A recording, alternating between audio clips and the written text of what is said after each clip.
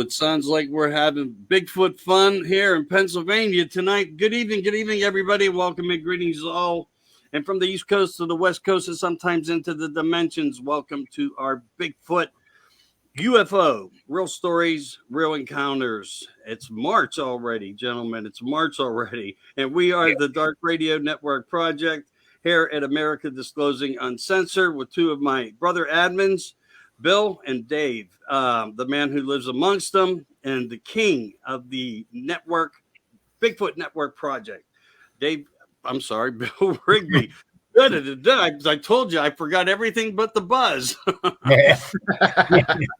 Anyway, good evening to you guys, man. Good evening. I got some crazy stories from the 1940s and 50s. I want to talk about handprints. Where are they? Why are they never seen? Why is it always about one Bigfoot? Just saying. Hello to the Irish Bigfoot live Sundays at 2 Eastern Standard Times. Welcome in to our program here. We appreciate you. Thought I'd give you a quick shout out. They also do movies, just so you know. It's a connection that's come forth to me, and we'll talk more about that maybe offline sometime. I can't wait to do some, maybe some shop talk with these guys. That would be phenomenal. Also, hello to Michael at Conflict Radio and Church at Fade to Black. Hello, Jimmy Church, and hello to the rest of the world globally out there and into the dimensions. Who wants to start off tonight? Anybody want to go? Who's in the groove here? David? Sure. All right, there you go. Let's pick on the hybrid. Yes. Okay. Well, last night I had a rather long conversation with a gentleman from Arkansas, and he's got Bigfoot that live around his family real near his place. So him and his wife go out quite a bit. Now, the clan, they're black, they're shaggy, they cut their bangs just like the ones here. They got gray skin, except for one. There's this one female, and she's only about 6.5 feet tall, and she's kind of a caramel color with blonde highlights. And he said her skin is kind of more peachy, and she doesn't have so much the caveman look to her face. He said she's kind of pretty. Now, she does have a child, and it's black like the rest of them, but she's kind of the oddball out. And she's the only one in the group that's like that. Now, I've also talked to excuse me. Yeah, clear your throat. Take a second. Get a drink of water. A woman in California, and she's got Bigfoot around her property. And she has a male there that's like that, who's kind of the caramel color with the blonde highlights. And she calls him the golden child. And she said, for a Bigfoot, he's rather handsome. But she's got several colors of them there. And, you know, she's got the black ones. She said that are kind of gorilla looking, and the reddish brown ones. And then she had seen at one point a white female looking in her window, and you know, she figured it was a female because it looked old. Its hair was white. It was 8 feet tall, and she said when she locked eyes with it, it smiled at her, and she said the teeth were all broken and jagged. So she figured it was old, and that's probably what would explain for the white hair. But apparently, this one they call a golden child, he really likes her horses. And sometimes she'll hear him mocking and galloping around. And like one night, she had one of them big inflatable balls for the horses to play with. And it got knocked outside the pen. Well, come morning, it was back inside the pen. And you know, them horses didn't jump the pen and knock it back in. Somebody helped it back in. Oh, yeah. Wow. Yeah. But one can speculate, was it Bigfoot or something else? I mean, you know, we know that the world's filled with a bunch of unknown, unexplained creatures, all these cryptoids, if you will. We can assume it was a Bigfoot because she has them around there. Right. And she's Okay. seen him on her You can- property numerous times. Yeah. So you can assume, Yeah. but you can't say 100% because you didn't see it do it. Right. What do you guys think? I mean, when it comes to the power and strength and size, I mean, some of these creatures, the Bigfoot creatures, can grow 10 to 14 feet tall and weigh maybe 1,200 pounds. Do you think any of these other unknown species amongst us that stay hidden could even challenge a Bigfoot? I mean, do you guys think that the Dogman is anywhere near the same size or has the same strength? It depends on the type of Bigfoot. Okay. Dennis Raw or something like that is a meat eater, violent type of Bigfoot. Like I don't think. Say that again. Like the Genosqua? That's what it. They call the face eater? Yes. Yeah. Yes. And we do not, I don't think a Dogman can stand a chance against it. A regular Bigfoot, who knows? Yeah, but, we do know, like even in monkeys, I mean, they can be, there's a whole level of different species of them, but I mean, they're violent. And at a third of the size of a human, they can rip our arms off out of our shoulders. So I can just imagine the power that a Bigfoot. The Bigfoot I saw, that was only 15 feet away from me, 7 foot tall, muscular. If it wanted to be mean and attack me, I wouldn't be sitting here right now. I'd be apart, thrown all over the place. Well, I remember when I spotlighted that adult male, and he was on all fours. He was still 7.5 feet tall, and his arms were at least as big around as me, and I ain't skinny. And, I mean, he had to be a minimum of 12 to 1,500 pounds. And I was thinking, oh God, I hope he doesn't charge, because if he does, exactly. I'm pointing down the dead end road. Hello, like he only got so far to go, and he looked like he could have grabbed, if he was juiced up on adrenaline, he could have grabbed my whole pickup and threw it half a city block or something. There ain't a doubt in my mind it could have. 4,500 pound truck, no problem.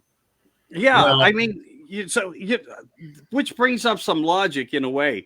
I was watching one of the strongest men in the world, and he deadlifted like 1,100 pounds. He was like 6'1", 6'2". I think he was around 240 to 260. I don't remember the exact, but I know he was around here just observing the look. 1,100 pounds. Now, could you imagine someone that's twice the size of him and has a whole different DNA structure as far as natural strength and abilities? Yeah, you're right. He could probably pick a Ford pickup truck and flip it down the road, make it roll. You have guys out there who can pull a tractor trailer, So, yeah, there is exceptional strengths. They pulled trees up out of the ground and chucked them at people. I've actually watched something. Me and Dave have an agreed to disagreement with respect to each other of a couple. I have 3 segments of a video where they said, it was a logging company across in the back pulling, and cutting.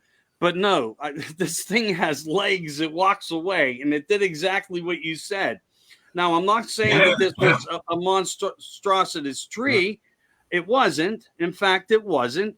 But it was big enough to where, no human could do it. But honestly, again, I will say this. Everybody has a different perception of what they're seeing in the video. I put it on every slow-mo that I could. I had it on the largest screen. I really saw legs moving away from it. Now, unless a machine has feet and 2 legs, I don't know, but that's what I saw. And I'm not saying that Mr. David Parker is wrong. I'm not saying that. This is the fun part about who we are as people, that we can get along without discouraging each other and without creating any animosity between people, because information is the most important factor. Exactly. Now, And let me say something right now, right with that, because please, in our group, I already got this past week already. I had to set a guy straight. We're here to share information. We're not here to fight with each other or ridicule each other, but to share information. But don't ask me to prove to you, because I already saw my proof. I don't have to prove it to you. right. Now, if you ask me what I saw and what happened, I will tell you. And don't ask me why I didn't take a picture, because it was 15 feet away from me. And all I could think of was that shock value of it, of just seeing it and getting the hell away from it. So you see, you're awestruck when you see one. Exactly. And what I hate is these people that go, well, if you don't have a picture, it didn't happen. I tell them to bite. And it's like, wait a minute, Yeah. You have a picture of the deer you almost ran over with your car that you were standing on the brakes and swerving so you wouldn't smash the whole front end. No, you don't. And I've talked to people, hell, they had a camera and they were so in shock of what they were seeing. They never thought to take a picture. That's what the thing there. I got big hands. Those hands were a lot bigger. All I can think of is getting away from it because it can't grab me. Right. I'm a 175-pound guy to 7 foot, and I don't know how much, 1,000 pounds. Right. And that's just a kid. Yes, exactly. At 7 foot, he's probably only a 7-year-old little kid. And strong,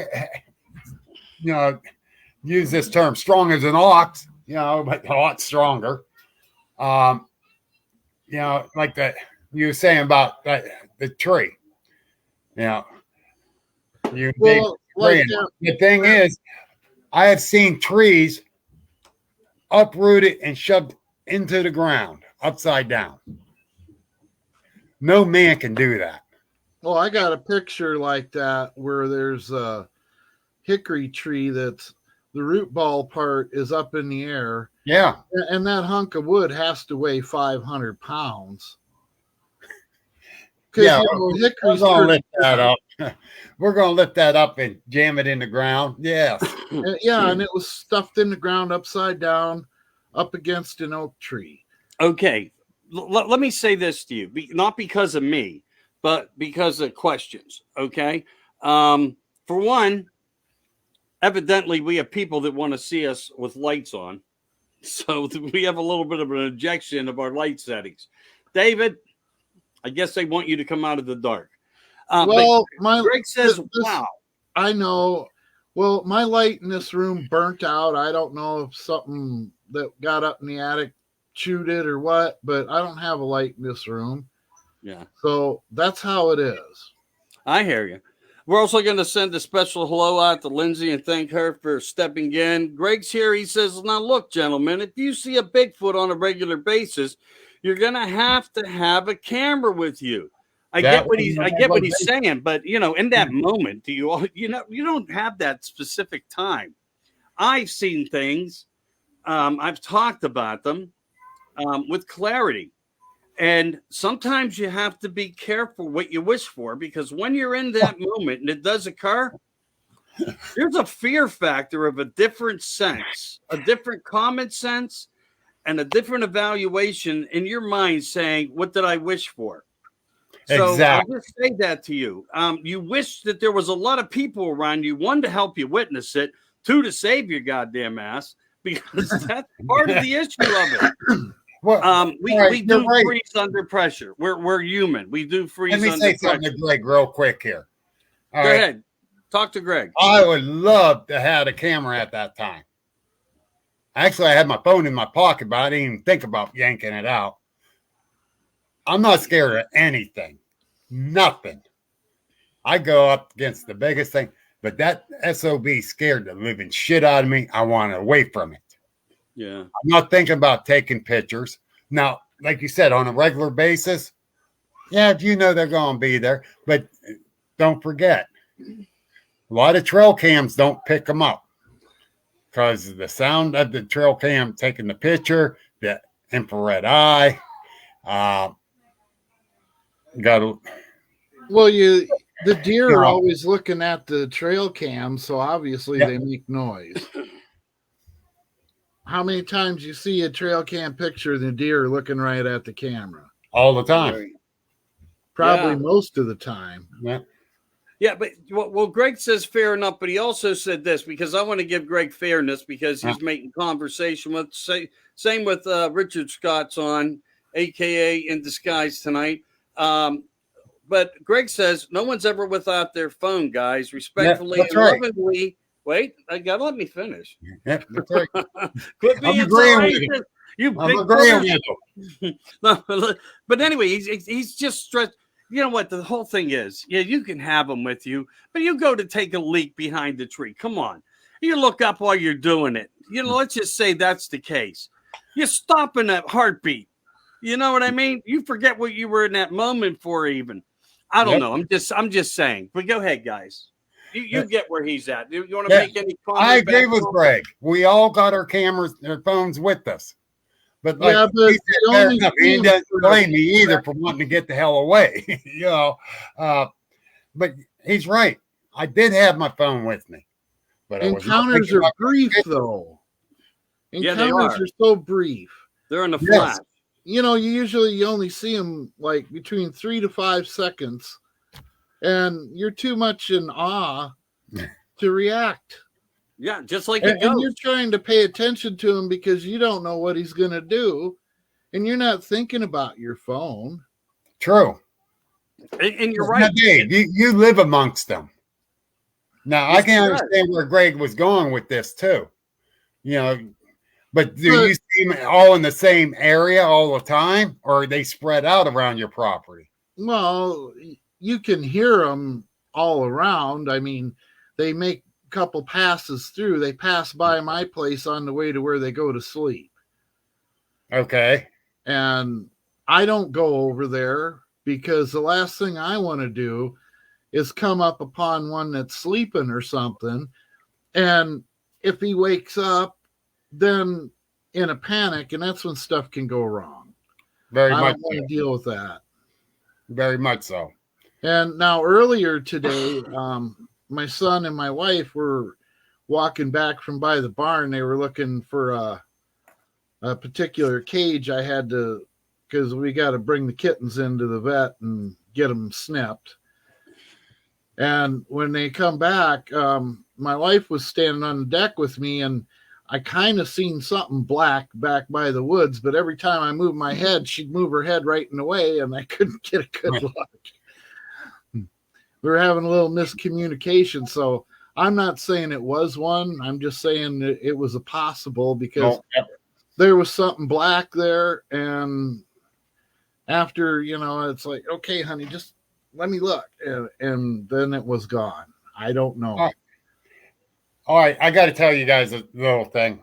I think I mentioned this to you before, Mike and Dave, about a sighting on I-376 here, actually in Lawrence County. Mhm.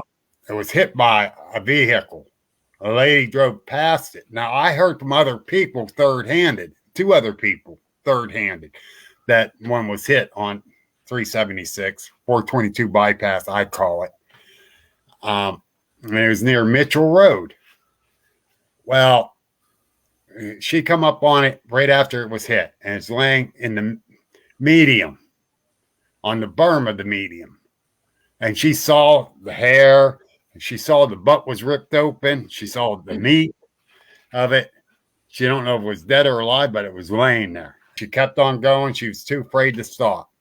She wanted to go back, but she talked herself out of it.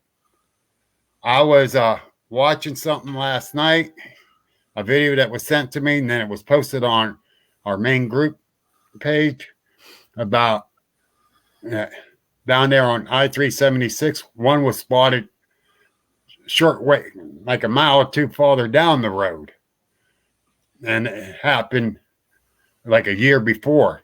And it was stooped down on the berm of the road, and it stood up and took off. as the guy was going by. And all I can think of was, I'm not turning around. I'm not going back. I got to get out of here. It'd tear my car apart. And it was about 8 foot high. And I went, wow. Same area. Might as well say, because, you know, they travel in this nice wide area. And that just got me even fired up more.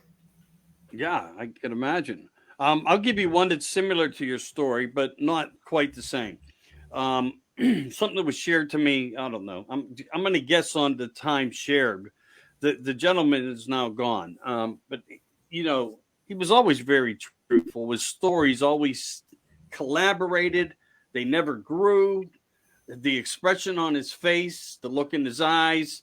I think I got pure sincerity in his stories. He gave me a couple of encounters, but the one that was a little more fascinating that I didn't really talk and share about was the one when you go down to the Brady's Bend River, and if you're heading west, if you're heading, east, up further up the river, on the extreme bend where the eagles would come down and swoop to the water and whatnot, and some you would see actually catching fish and kind of like opening their wings, helping them tread across to the shores. He looked up on the far corner, which would have been right below where the skydivers were. And the other side of the river is what they call the lookout. It's the high part. From the lookout point down into the river, observing the Allegheny River, the Brady Bend side, he saw a Bigfoot sitting there amongst trees, I guess, that were like from the frost, the winter, the flood, the ice, how it always congregates up there. And it was sitting in the water right off to the side. Like, and we do have like some type of freshwater clams there. So I'm thinking maybe that's, and my thought is what I was thinking, the possibility of what it was. But we had like that type of an encounter there. And not even far from him, like 150 feet, they saw a bear, a black bear. And they said the distinctness, he said the killer characteristics of the fur were so similar. It was mind blowing that, you know, that they look so much alike. What gave it away was the fact that he stood up and he could see that the length of the arms were, you know, almost to the kneecaps. And he knew instantly, but he really didn't know what exactly he was observing. He had to like recollect his thoughts in his own mind and, you know, collect himself to understand what he saw. So that was a firsthand encounter story on that part there. Shannon Robertson said to David Parker that David probably kept me from getting hurt last weekend. So I guess you understand what that scenario is on what's being right. He called me on the phone while he was having an encounter and getting hit with infrasound and actually seen a couple of them. But I think he wants to call in and we could let him tell the story. I can relate to the infrasound. My squatchy wife's out there too. Hi, Debbie. Not a pleasant experience getting no, not at all. I had two different experiences with it. Never wanted again either. Now, when you got hit with it, do you think it was a male doing it? Both times I got hit with it, it was by a male. I mean, the first time I could smell him, and it was an adult male because he had the skunk. Right. With him, and the second time it was the one we call Little Andy. He was peeking around my garage and I was sitting on the deck, and then all of a sudden he must have thought I seen him or something because he took off like the devil was after him. Well, the first time I got nailed with it, totally disoriented me and had me going 3/4 of a mile different direction than where I was going. Yeah. So then I was totally confused and I'm looking around like, where am I? I'm not going down toward the river. I'm going in a different area that I didn't even know. And another hunter come up toward me. I asked him, where's Bear Cave Cabin at? Oh, 3/4 mile back that way. I went, why am I here? You know, Yeah, I was kind of wheezy, stomach upset a little bit, but I was totally confused and disoriented. I got back up to where my vehicle was. I sat there for a while, got in it, and left. you know, I didn't know what was wrong then. Right. Totally get Last that. year, me and Debbie Preggy, who said hi to us guys in the chat there, Hello, Debbie. we were in at this farm that me and her's been investigating. And I got nailed with it again. Now, this has been a good 10 years since I got nailed with it the first time. Mm-hmm. And the first time I got nailed with it was in Indiana County in PA. This is in Mercer County. And what was weird was I got very sick, very weak, very lightheaded. And we just did not know what was going on. I was getting real sick. Debbie says, "You need to leave." I go, "I think so." We start heading out. She called Mary Fabian. Mary Fabian says, "Bill got hit with infrasound." And Debbie start telling me that. I'm start thinking, I think she's right, because I start studying it, and I think she's right. And after I got home, I start feeling better. I did some more research on it. I got hit with infrasound a second time. So I had two different types of feelings with it. The way to cure it, though, female. you want to know how to get over it, you got to go to sleep. As little as an hour's sleep will take care of all the adverse effects from it. So I did not know that. Because we've talked about that before, Bill, but you can keep it in mind, but you want to kind of meditate yourself into a sleep. And yeah, it's, again, Dave, please continue. I apologize for interrupting. For example, Ralph got hit with it pretty hard, and I didn't, but he was only about 10 feet away from me, and it singled him out, and he got hit with it, and I kind of told him, I said, knock it off. And I told Ralph, I said, take a cool washcloth and get yourself all relaxed, go to sleep. And after he was sleeping for an hour, and he was sleeping hard, and I woke him up, and all the adverse effects were gone, and he thought he slept for 5 or 6 hours. I mean, he was sleeping that hard. I can believe that. It's almost like an energy. I got to interrupt here, and forgive me for doing it, but what you're both describing, because I've never dealt with this. I never have. This is almost like what some people claim to go through when they come across demonic forces and more, where you're at an energy loss. There is sickness, there is weakness, there's dizziness, and a sense of dread in certain ways. And I'm not saying that all patterns match, but it seems to have a similarity there. And again, it kind of opens up that door just gently enough to saying, I'm not saying that Bigfoot is demonic, but maybe the dimensional thing, the aura of that, or maybe you're close to the portal that it comes through, that it came through, if in fact it does. We can speculate and talk and hypothesize about it, but it doesn't mean it's factual. But again, it's information. It's all important. It truly is. So, when Chris and Andy were here and they went down to the end of the road and were coming back, they got hit with it. Now, for Chris, he said he kind of felt a weird buzzing in his ear, like from a bass noise. Mm-hmm. But Andy nearly passed out and did a nosedive on the road. And that's how differently it affected them. And they were walking right by each other. It makes me still wonder, is the possibility that we're seeing things different on Earth and we're getting higher magnetic readings, electromagnetics. Could we be speculating that we're just going through certain analogies of something may be different? And I'm not trying to pull this apart. I am total Bigfoot because I know I've acknowledged things and know that I've seen things with my own physical eye in places that nothing else could have been there to do what I saw have done, and the prints that I saw and so forth like that. So I mean, I it's know like where you're going with that. 1 minute the print's Let me there, tell the you what next I think minute what it's you're gone. saying. I'm sorry? Let me throw something in there with what you're saying. Everything has a frequency. Some of the frequencies we can hear, Right. a lot of it we can't.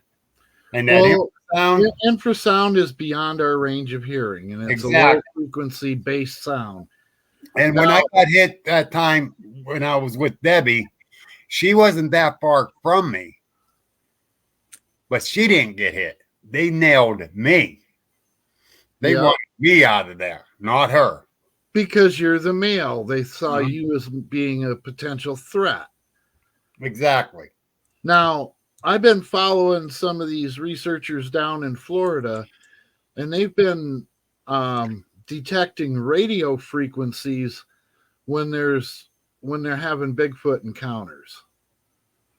They've got some kind of a, I don't know, gadget that can detect radio frequencies, and they're finding this when they're down there out in the swamps in Florida. Now, what's creating that? I have no idea, but it's when they're in proximity of a Bigfoot, they've been having some radio frequency things. So I'm almost wondering if possibility of using a ghost box might yield some results when out Bigfooting. I don't know. I haven't tried it, but I'm thinking I've been discussing that. Yeah, even that, and your SLS cameras and so forth. That would all probably help in some mannerism. But the big U-turn right now, the disclosure, the uncensored, the probabilities of things different. Do we not have weaponry that works the exact same way due to frequency, and we know that it affects humans? And it makes me wonder, including microwaves. right? And that's what they use in the sky. But nevertheless, where was I going to go with this? Okay, to put it, I guess you know that the military indulges in everything and experimentations and more, and the possibility, because this scope is so widely unknown but fascinating, people come up with different analogies for things. But if we do have weaponry that can work the same way, where did it come from? How did it come from? Did it come from the studying these creatures that they got to understand it, and they sent people in, and maybe they had captured Bigfoot? I'm just saying, Sasquatch, Bigfoot, Yeti. You can call them whatever you want. They're probably different cultures of different levels of who they are. And just like we are of people, although we are all of American, born of America. And by the way, hello to the Patriot truckers. Blessings and prayers to you guys. Stay strong. Appreciate what you're doing. Yes. But when you think about these things, where do our ideas come from? Usually because we're shown something or we figure out something and then we investigate it and then we try to recreate it. Isn't that what reverse engineering is all about? Everything that the United States stands for. So I'm just wondering if somehow they may have, interacted with them enough to figure out some of this early weaponry. Because when you go back into the 40s and 50s, as I have some stories to share soon, the possibilities could be endless, and we're never going to know everything by it. But frequencies versus frequencies, call them what you want, infrasons or weaponries, are they not all alike? And then when you get into other characteristics of the format of what we understand, study, and try to figure out as far as information, there's a really smooth blending of how a lot of things are working, or they just know how to do things spiritually, supernaturally, to where they can use electromagnetic impulses from the Earth's own natural resources and use them against us when we come across them. So are they a weapon in their own right?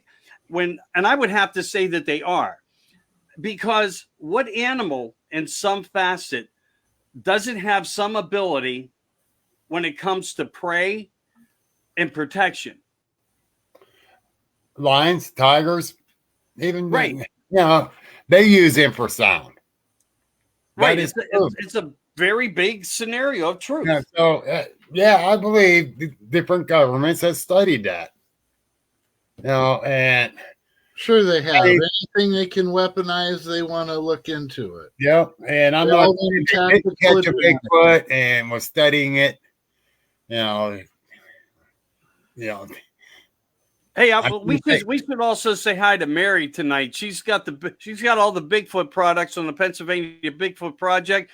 Everything from small to squatch size. So if you're a squatch size man, get a hold of Mary and she'll bring it to you. Anything you need. Shipping's usually $4. Sometimes she can other products in for only $1 more. Check out the Bigfoot Network research group and look for any products that if somebody has a birthday coming up or something else, or you just know that you're living with a squatcher, then, she's going to have everything from pretty much no size, baby size, all the way to one size will fit anybody, including Bigfoot, which I call squat sizing. I had to get her in because she's a great supporter to the platform. Yes. Wait a minute. Let me move. Yep, got their new shirt on that. Oh, you got it? Yes. Yeah, everybody offers to send me something. It's like, nah, man, it's okay. I'm with you. I'm with everybody no matter what. But I don't accept things like that. I don't. But just know if I come across you and you have a stand set up, and we have a big UFO thing coming up too, right? It's kind of like a big entourage of everything up in Butler, correct? Butler, Pennsylvania? Butler Paranormal. Butler it's Paranormal. Everything. Yeah, it's right. Everything. Yeah, everything, including us and more. That's really cool. Cool. Hey, so let me get to this one. Pine Barrens, New Jersey. This goes back into the 50s, and this is why I'm trying to bring up some of the old myths, stories, but many that have a lot of facts behind them, letters, articles, and more. But we don't see these. We don't know where to look for them. Some magazines have gone out of business, et cetera, et cetera, et cetera. The Lost Trail of Bigfoot. Yeah, everything including us and more. That's really cool. Cool. Hey, so let me get to this one. Pine Barrens, New Jersey. Okay. That's what I said coming across, huh? That was Bill. Lost Trail of Bigfoot. Yeah, everything including us and more. That's really cool. Michael. Yeah. So let me get to this one. Pine Barrens, New Jersey. Give a shout out to Danielle at Aglio. Hey, Danielle, how are you? That's really cool. Hey, Michael. Yeah. Hey, can you turn your volume down while you're observing the chat box? Yes, I did. Okay, thank you. All right, so we're going to go to the Pine Barrens real quick up in New Jersey. Mass numbers of reports in the 50s of what they called the Stink Man. Everybody that ever observed the Stink Man, and he was named appropriately, as we all know in some ways, some can give off a very irritating smell. Maybe some have a different form of stay away from me. I stink. I can make myself stink. I can be like a skunk. I can infrasound you, but whatever. It left a terrible odor in all cases that were reported, over 1,000 cases in the 50s. And that was in the Pine Barrens. Many accounts were always given by campers. So here you have, through a 10-year period, 1,000 cases. Everybody has the same story in one area. And to me, that's factual data. And I love that. So I put that together. Now I want to hit Cambridge Springs, Pennsylvania, 1950s. A young lady, not young, but getting up in her age, lived out on a farm alone. And she was going through something that was repetitive, house being knocked on and more. So she finally sought out some friends, and the friends suggested maybe we should get the young boys from the neighborhood up in Cambridge Springs to keep an eye on your place. So they decided to do it and help the lady figure out what were these strange anomalies, these knocks, because she was in fear. She couldn't rest. So they get in place. One of them has a Jeep. The other one separated. They stayed in a distance. A few guys stayed on the porch. The guys sitting on the porch were just being quiet, observant, had guns in hand, and basically because they didn't know what they would encounter either. So safety was their first measure. Like, what's going on? It's strange. What are we going to see? Well, through the dark, they see a blacker than black shadow coming out of the dark. And the only thing that they could analyze from it, that it was human-like, it was at least in their minds, and they were all credible to the story, 10 foot, that it was 10, this creature was 10 foot tall. They looked, they observed. One of the guys panicked, set off a shot. Don't know if he hit it or not, but the creature ran off through the field that was hers and into a cornfield to the other lying property, to the neighbor's property line. So it crosses over into there. They jump in the Jeep. They go immediately after it, but got nowhere with finding what it was or what they observed. Now, that was all of the story that I know of, and know that it was a story shared widely back in the day. Many people, if you went into a bar up in the Springs, Pennsylvania area, you would find out that a lot of guys shared this story. They all knew of it. So is it lore? Is it real? I don't know, but it was Cambridge Springs, Pennsylvania, on a farm. Noises on the side of a house. A bunch of guys come to, basically investigate, stand guard so the lady would have some peace. They experience a 10-foot creature of human stature and covered in fur. They could verify from the story. I failed to leave that out, and that's an important factor, that they could tell, as humanoid as it was, that it was also covered in fur. So that's another one out of Pennsylvania. They tried to follow it, but they had no luck. Once they hit the cornfield, that's a maze. And that would be the first place if I was Bigfoot and I got shot upon and I had any intelligence at all, and I do believe they're more intelligence than anyone would ever give them, respect for, head to the cornfield. You'll lose them. Cambridge Springs, we did an investigation up there last year. Okay. And I will send you the picture of where the Bigfoot was at. We went up there to see. We couldn't go up on the property to get exact height of it with the tree that's up there because it's private property, and they had the purple paint and the private property sign. They didn't want no one on there. It didn't matter. So, but it was huge. In the picture, it was huge. And the lady took the picture the year before. And, it's very interesting. Cambridge Springs is a good spot up there for Bigfoot. Any clear shots? I mean, I'm just asking, any clear shots of what you did get? Sort of. It's not totally clear. You can see the shape and everything. The reason I'm saying that's a really good spot up there, they got the wildlife refuge right there. A lot of good habitat, a lot of food. Yes, very much so. Yeah, it does have that. Water, food. I really want to go back up there again sometime this year if I'm able to, if everything goes right. I know you have a calendar full of a bunch of wishful thinking. Right now, what you got to concentrate on is getting your wife well and things like that. You're going to get out there. I know you will. Oh, yeah. All right, so I'm going to share something else that happened on August 7th, 1950. This was in Malaysia, of all places. But, hey, we're not the only ones that have sightings. It's a global phenomenon. It truly is. But police officers themselves had to make up a report. Anytime you're missing ammunition, you had to make up a report. Why were these shots fired? What were you shooting at? Why did you have to pull the gun? Why did you have to react? Well, off in the distance, I guess the police saw something. It looked suspicious. Somebody was standing off the side of the road and kind of like waved the police over. Police are noticing this suspicious two people, of what they thought at first was two people. What they could confirm was that they tried to address these two humanoid looking like ape man, as they called him. and they tried to do everything humanly possible to collectively, verbally give them orders. When they didn't, they decided to fire 2 shots over their head.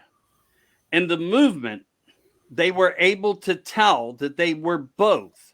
So they must have been pretty close. There's no depth to the story in this part, that they were both male figures, but they were covered in dark chocolate brown or some kind of mix of chocolate brown and black. And they described them as ape men or Stone Age like men that were naked. And there is a report to this fact. And they also did come across footprints that were human like, but very large. They figured that the creatures were only 6 foot tall. So I guess they narrated around their experience and what their experiences were. They may have looked at a little bit more in depth than what the story was really released, with the information that was allowed to be released about it. Like we go and stand in a spot and take a picture of a reenactment to see how close it was to a tree and how we look. Not like remember how Big Bobo used to go out there and do it? To give it scale. Yeah, right. Because everything's a matter of data, and it's important, and we collect it here on this show. That's what I do. So I thought I'd share that with you. So these 2 officers did it. They had the file where their shots went from, and we can only hope that that there's truth behind it, because we have to look into everything. So this is another story that's out there. I also got a couple other ones. One is in Mount St. Helen. A gentleman by the name of Mr. Carter, a very knowledgeable mountain person, led some local skiers up the mountain, and he decides to separate himself at about an elevation of 8,000 feet. Now, he was an avid skier as well, and he tells the group, I'm going to take my camera stuff, I'm going to head down the mountain, and I'll film you guys as you come down, so you have some information and some pictures to show friends. He'll share everything with them, that kind of thing. Well, he gets over to the tree line. There's like a tree line, and then there's a path to ski. Well, they never saw him once he got past the tree line. The funny part is he never made it to the bottom. By the time everybody became knowledgeable to the fact that somebody was missing in action, just not there, they started to check the trail and the track, because there was enough fresh powder to see where his skis went and what they did. It seemed like he was excessively speeding, more than he normally would. They said that he did not practice like this. He did not do things like this. So they weighed some things in. They weighed evidences in of the surrounding areas. They took all stories into consideration, analyzing this. But what had happened was they were able to trace the skis and how the actions to the turns were in the skis, that he was going fast, more so than anybody should ever be going on in this area. Not only that, he did not have to choose the trail that he took, but he chose a trail that led him off a cliff. Ooh. Okay? Now, furthermore, some of the stories that came out of the same area from the Indians and more, and some of the stories also that went back 26 years prior. And I want to just bring up one other thing. They never found him. They never found his camera equipment, except for one piece of it that was left in the snow. Okay, so he was never found, not to this date. 26 years before this, in the same area, by a group staying in a cabin, they said that they were attacked by a group. Now, I don't know what that represents, but I would think it's more than 3. When you get into a number over 3, you usually consider it to be a group, where the cabin was attacked all night. And they had visual contact of what they were being attacked by. They described it as 8 men. So, same area. What scared this guy? Why did he take off? Why did he act differently than he normally would act at any time. Knowing the mountain, being an avid skier, taking people there all the time, did he get hit with infrasound? Did he make the wrong decision? Where he just couldn't comprehend right from wrong, just kept going, hits a cliff. That's where the skis ended. That's where all the signs in the snow ended. Now, there was no real information shared as far as handprints, footprints, etc., with the exception that something must have terrified this guy. And I thought that was a pretty fascinating story. This took place in May 1950 at Mount St. Helen. The gentleman's name was Carter. He was never found. There was a couple other doctors who checked into this. And the only thing that they could put into perspective was when you can't find a man, you can't find his equipment. And now it's all the years later and we still haven't. They could only go back and reflect to the fact, the only thing that made sense, he could have possibly had a sighting, been hit by infrasound, unknowingly didn't know where he was going, lost perception of direction, or was just in fear to the point he didn't think properly, took the cliff. Sure, right. But the most amazing part that stands out to this story, he's never been found nor his equipment. Yeah, and so we could speculate even UFO possibilities, abduction. His ski tracks ended at a cliff, and that was the end of it, right? Yeah, so they knew where his body should have been. Right. It was never found. That's interesting. It's very interesting. And I got some really strong stuff that I pulled out of my archive. I don't know how much we'll be able to get in. Bill wakes up early. I do too. But we're going to keep going if you guys do, unless someone else has a shared story. Right. Please do it. In the meantime, let's say hi to a couple people here, see who's on. Gary showed back up. He's a loyal follower. Eric McCarthy. Hey, what's up, brother? How are you, man? Is that when Mount St. Helen erupted? No, but you're on a key element here. You know what? True story. In fact, it even calculates things of truth even higher. When Mount St. Helen went off, our military had to go in as a removal service to what was found by people's eyes, seen by people's eyes, was the Squatch, was the big man, the ape man, the Yeti, the Squatch. The more than one. Yes, it was like large numbers. And that was even told and whistle blown on by people of the military. So you are right hands on, same particular area. I don't know if it was pinpoint to the same area, but we are, yes, right there within that. I also have a UFO story that was sent to me by somebody from Bigfoot, The Real Truth. You know, the place that Dave Parker helped grow to 72,000 from 2,000 people. Some of the followers sent me something because they didn't really know how to get in touch with you, and I got that all straightened out. But we're going to share a little bit of that, and I also have a couple other ones here. But did you guys have anything that you wanted to throw out tonight? Because otherwise, I'm going to talk about the 40 skeletons found in a cave. I see Greg wants to see a picture, so I sent you one in Messenger. Actually, Greg wants to see a picture of Bigfoot. The real truth? Well, he wants to see if we got any pictures, so I just sent you two. And oh, man, I got a lot of stuff, brother. People speculate on them, but I got a lot of stuff. These are ones that I actually took, so I know the authenticity of them. It's not somebody else's, and they haven't.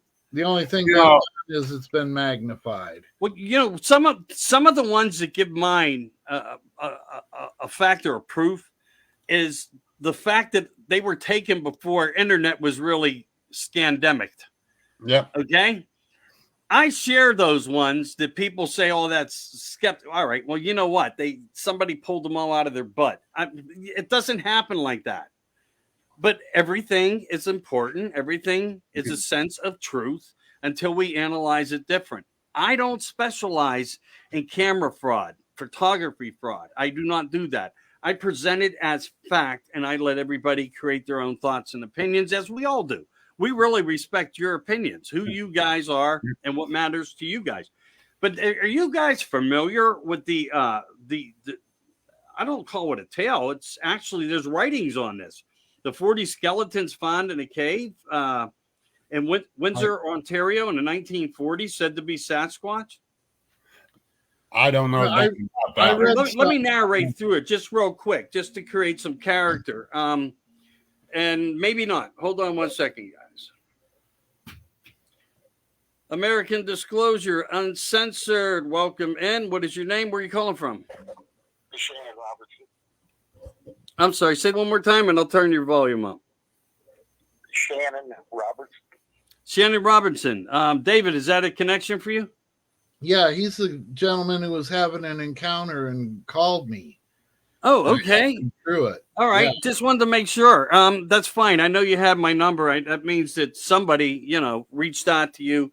So welcome into us. I appreciate it. You pronounce it Shannon because I don't want to be mispronounce your name. Yes. Okay. Yes. Well, first off, thank you for calling. Thank you for acknowledging. Would you like to give a quick detail of your story? Yes.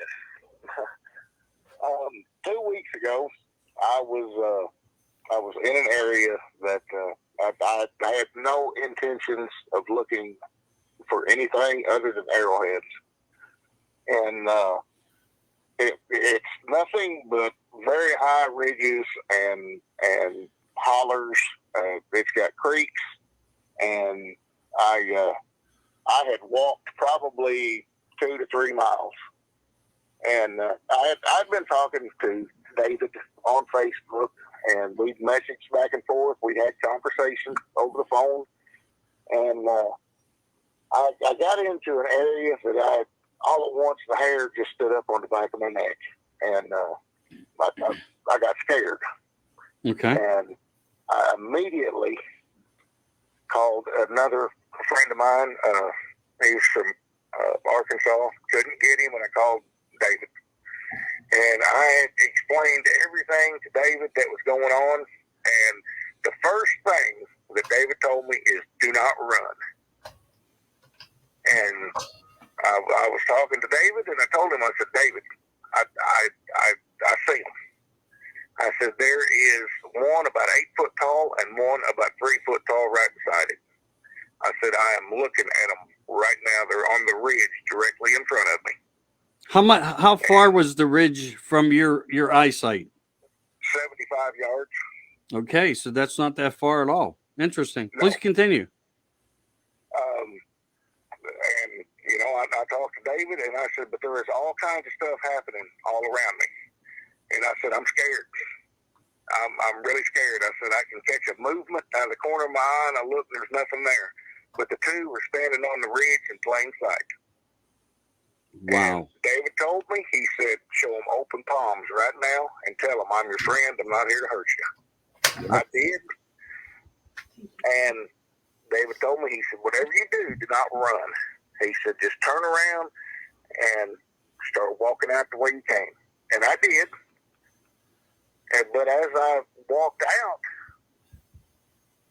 everything started magnifying.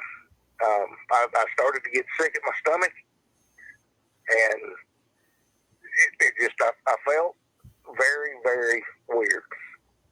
And David he's great. And I don't mean that by taking anything away from either one of you other guys, but I've kind of got a connection with David because he's explained a lot of stuff to me. And David got me out of there. Who do you think taught him? It was the other two guys here. you and the other guy. I don't remember his name. Yeah. Oh, it's Bill Rigby, Pennsylvania Bigfoot Project. I am Michael Anthony of America Disclosing, Uncensored, America in Crisis, America. And thank you to you. I'm all about America and Bigfoot. And no, I mean, truly. But no, you're right. David's a rock star. There's no doubt. The one I gave him the title, the one that lives amongst them. And now I got movie people calling me. So I told you I would get into that. Just hold your horses, right. David Parker. But no, I get you. So I can imagine what you were feeling like. I don't know what this infrasound per se feels like, but I do think I was close to a portal once where I understand it. It's almost like being at an amusement park on one of these buildings that are built on an angle, or going to Ripley's and you walk in on a crookedness. And so I get that whole paranoia type feeling that comes over you, and that overwhelming sense. But it doesn't come with fear. So here you are compiling that even on top of it. That's just, it's not, I'm looking for a word that's not impressive, but it's just like, wow, that's outstanding. I would love to feel Michael, I've got a question for him. All right, we have a question coming to you from Bill. Now, I may have to relay it because what I failed to do tonight was input direct into their headsets. So please go ahead, Bill. Now, when you got hit with this infrasound, exactly how did it affect you? Bill asked, when you got hit with this infrasound, how exactly did it affect you? As you were describing earlier, but could you be more specific to the key elements? Because Bill researches this part deeply. I got kind of nauseated, and I felt very dizzy. Yep. And it was, there's a word for it. A lot of people take a medicine. Doggone it, if I heard the word, I would know exactly what it is. I know what you're talking about. I used to have to take medicine for that. David, please. Vertigo. Yes. Yeah. That is it. Yeah. That's it. That's it. Did you rest at all after that point? Yes. Did you get out, or did you feel you were being followed? I felt like I was being followed going out, and David told me, when you get home, take a nap. He said, take about a 30 to 45-minute nap. Yeah, he's Mr. Nap, isn't he? He takes a nap quite often. Now I know where the excuse is coming from, all this nap time he gets in. Yeah. He knows I tease with him. I did, and I totally felt fine. Okay, do you have a more precise location, not a GPS coordinates? I know that you were out looking for artifacts and arrowheads, walked 2 to 3 miles. You were in Arkansas? No, actually, I live in Benton, Kentucky.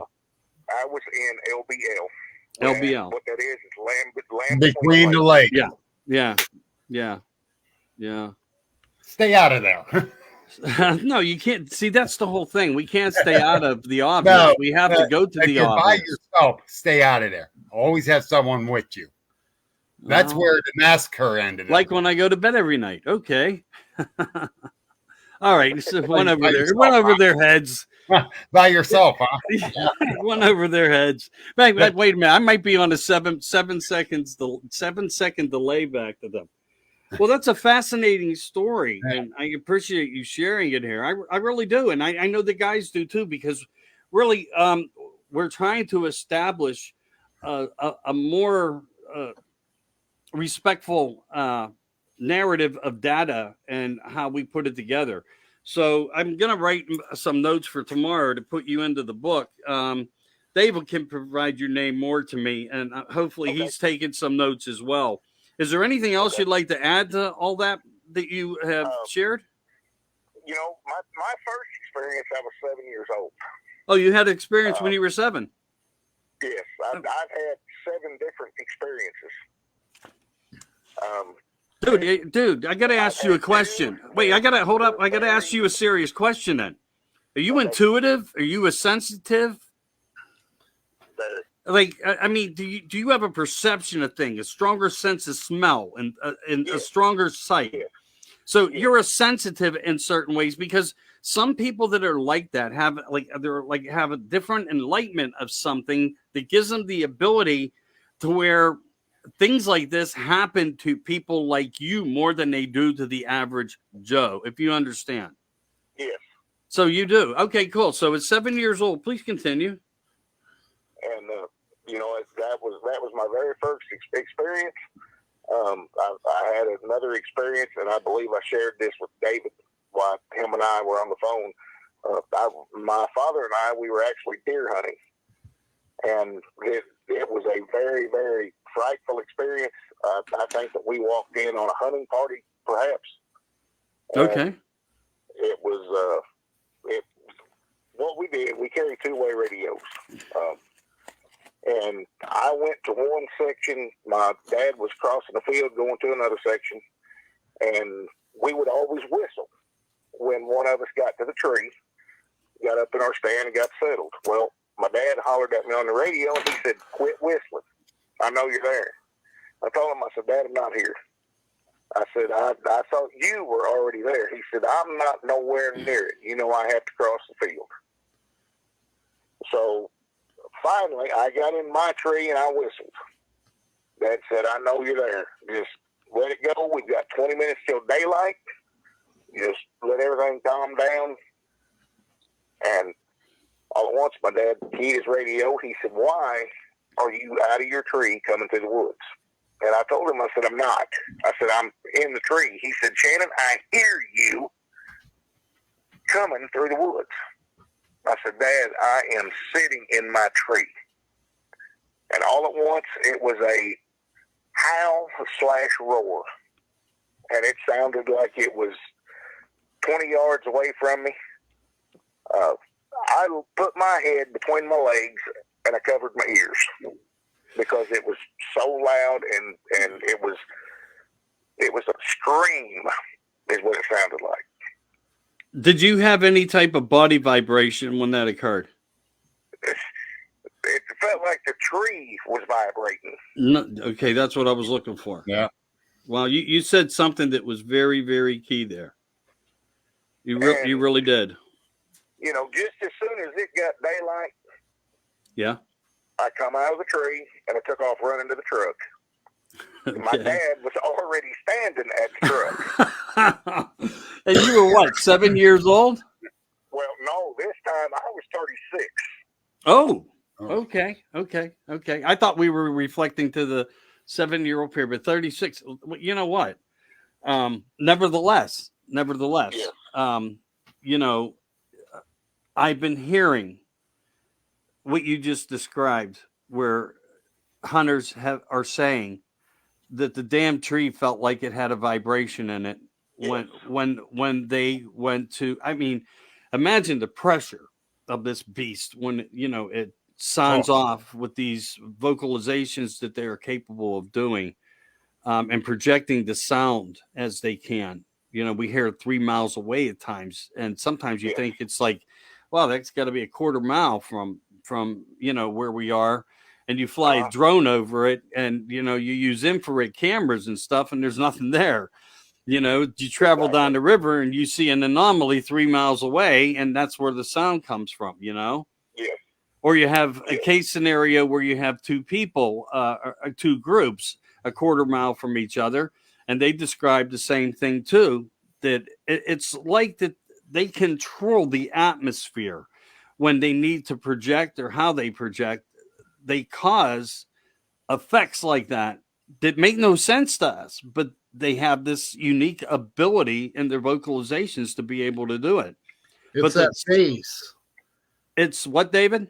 It's that bass sound. I've been around like high-end car stereos before where you could talk over the music, but you'd feel the bass going through your body. Correct. Yeah. So it kind of goes along those same lines. Like when my neighbor drives by with his bass in his car, you feel that vibration. Yeah. He's not the only one I heard. Hundreds of people have said about that vibration.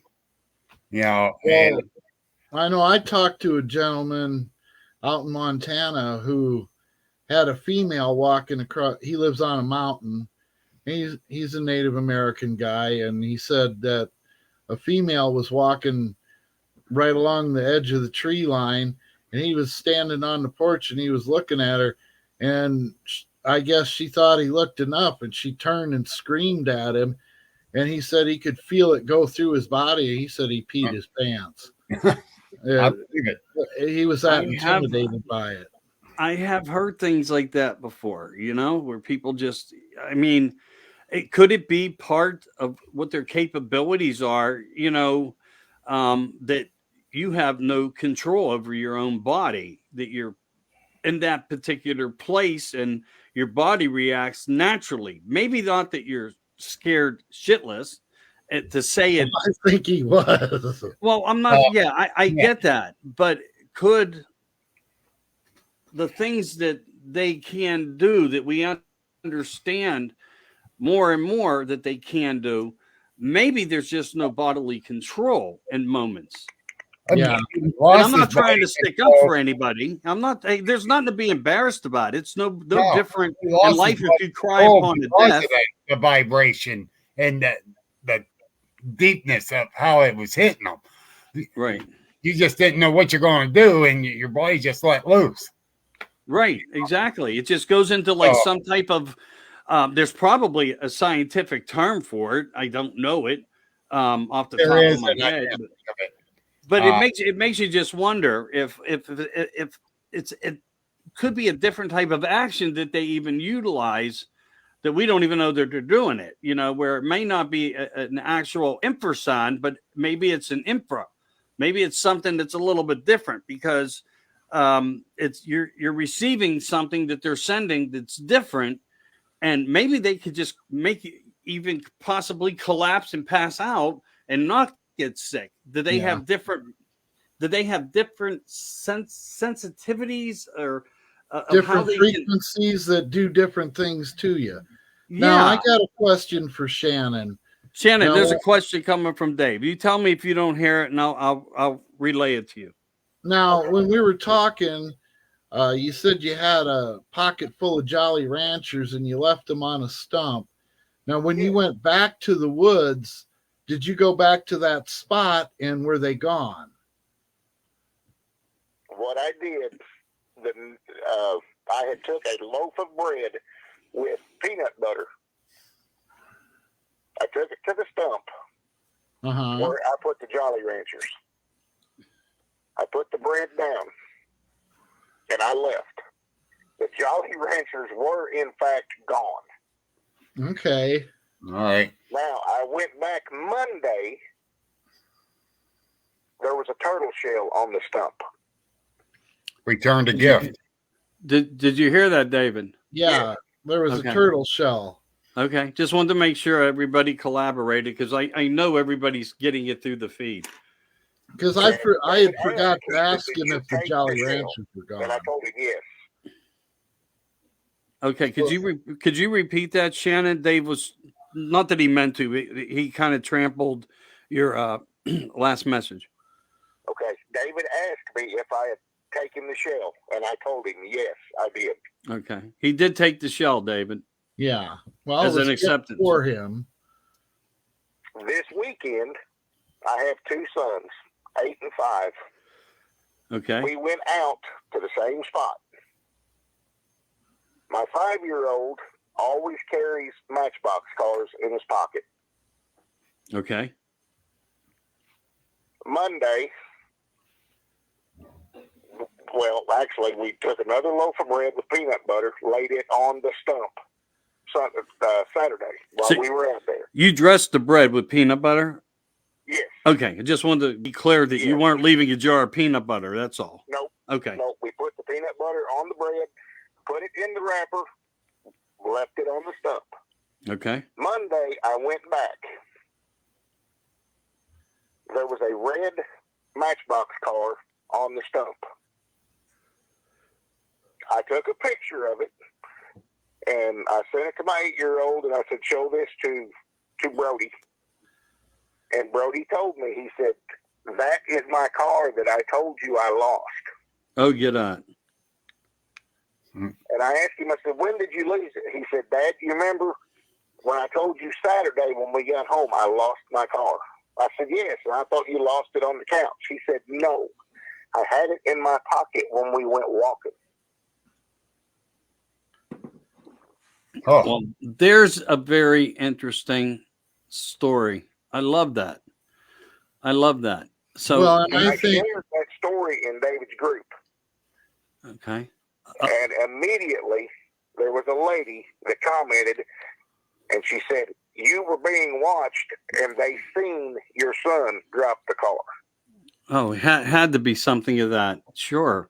Sure. So, there maybe the reflection of the watchers, the Nephilim, maybe this is part of them watching us, protecting us, looking after us. And they only seek to make a connection.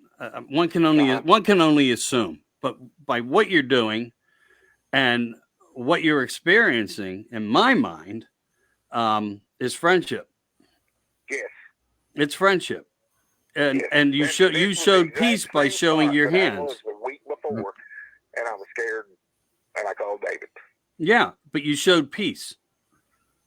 And you said you were seeing other objectives out of the corner in your peripheral visions. You were experiencing things. They stayed with you. They watched you leave. They probably saw you come back. And and I think the fact that he had his kids with shows a trust for them, and that he doesn't mean them harm because he had his children with. Right. And right. the fact that he had seen one of their children, I think is, a big step towards building trust with this group. Right. And not only that, with the Bigfoot community, fascinating details. Michael, give them a fair warning. There's going to be a bunch of people there next weekend. Because the Beast team is having a meet and greet there. There's a meet and greet going on in the same area where you're experiencing these things. Bill wants that passed to you. In case you didn't receive that, because I know when I'm talking to people through audio, if you're double down and I get a really bad echo feed, and I know you're not doing that, you might be observing, watching, but your volume's down, which always helps us here. Thank you for that. But yeah, Bill just wants you to know that there's in that same area a big meet and greet going on through the Bigfoot community. And, they may be there for a little bit more as far as experiences. They look up in the sky as well as what's in front of them. Right. In many ways. A lot of groups do that. It's everything unknown. That's what I represent in my groups. And if you're not a member, please join America Disclosing Uncensored. Like and share us wherever you can. We'll support you and send support out to you. And I appreciate you. And I really thank you for calling in. We're going to get back to some questions and stuff. We're going to get back to some questions. Maybe you can join us on our live feed and, hang with us a little bit longer. I know Bill has to get up early, and I do too, but we got a little time left here to kill. So stay with us, and I hope that you'll call back in sometime we're on. We can just shoot the shit, as they say, and make sense of Bigfoot more. Again, I got to tell you, brother, I'm really impressed with your story. I'm laid back on the Matchbox car because I've had a child that used to carry cars in his pockets too, and to find that's just awesome. It's beyond belief. And there was a show called that, but these are the facts and proofs that we do have. And I just want to reflect that to the people, the trolls out there, that sometimes show proof. Yeah. Proof is sometimes within the actions that we only receive. Somebody is doing it for us. There is a communication. What you're doing, Shannon, it's kind of almost like the same thing a medium does when contacting the other side spiritually for people who lost loved ones and more, and come up with the most reasonable facts of proof. Because people say, how would somebody know this? Never disbelieve. Right. There's truth beyond what we can imagine. Thank you so much for joining us. We appreciate you. Don't forget who we are, brother. A Life with Bigfoot and Pennsylvania Bigfoot Project. The rock and rollers, the ones in America that make things count when it comes to data, information, and stories. Appreciate you. Thank you. Have a great night. You too. Hey, Mike, Greg asked. Yeah, go ahead. The three of us can concur on the description of the Bigfoot face. I'm going to step out for 1 minute. I'm going to run downstairs, get the picture of the drawing that was Yeah, done. please do that. Do you mind if I share? Do you mind if I share a quick story while you're doing it, so we can keep the entertainment flowing here? Yes, Okay. I'll be right back. Okay. Hey, while you're doing the story, can you put up like the picture that I sent you in Facebook Messenger or not? I don't have the other computer connected into it. That's why the phone, I had to do it this way. Okay. I've been so busy. I apologize, but I'll make an announcement display on it when I'm done. Okay. Well, I didn't know how. And remember, you hold the tickets. You hold the tickets to these groups too, so you can always do that and analyze them for people as well. In America Disclosure, as well as your own Bigfoot. But no, I will make sure that next week I do that. I'll have the other PC in front of me to be able to do it. I've been so busy, David. No lie. I sent you like 15 pictures, and there's 35. There's 17 rooms. 17 rooms. There's 76 windows. They all need reglazed. Everything needs painted, detailed, trimmed. Everything is dual color and tri-color. It's basically an updated hand restoration on things that are necessary. And I've been so busy. I apologize for that. I do have all it's them all good, capabilities. man. If I lived closer, I'd help you with some of that. You can't even walk. Your knee's in bad shape. Let's get to these 40s. Let's get to stand. I can do some things. I'm not completely useless.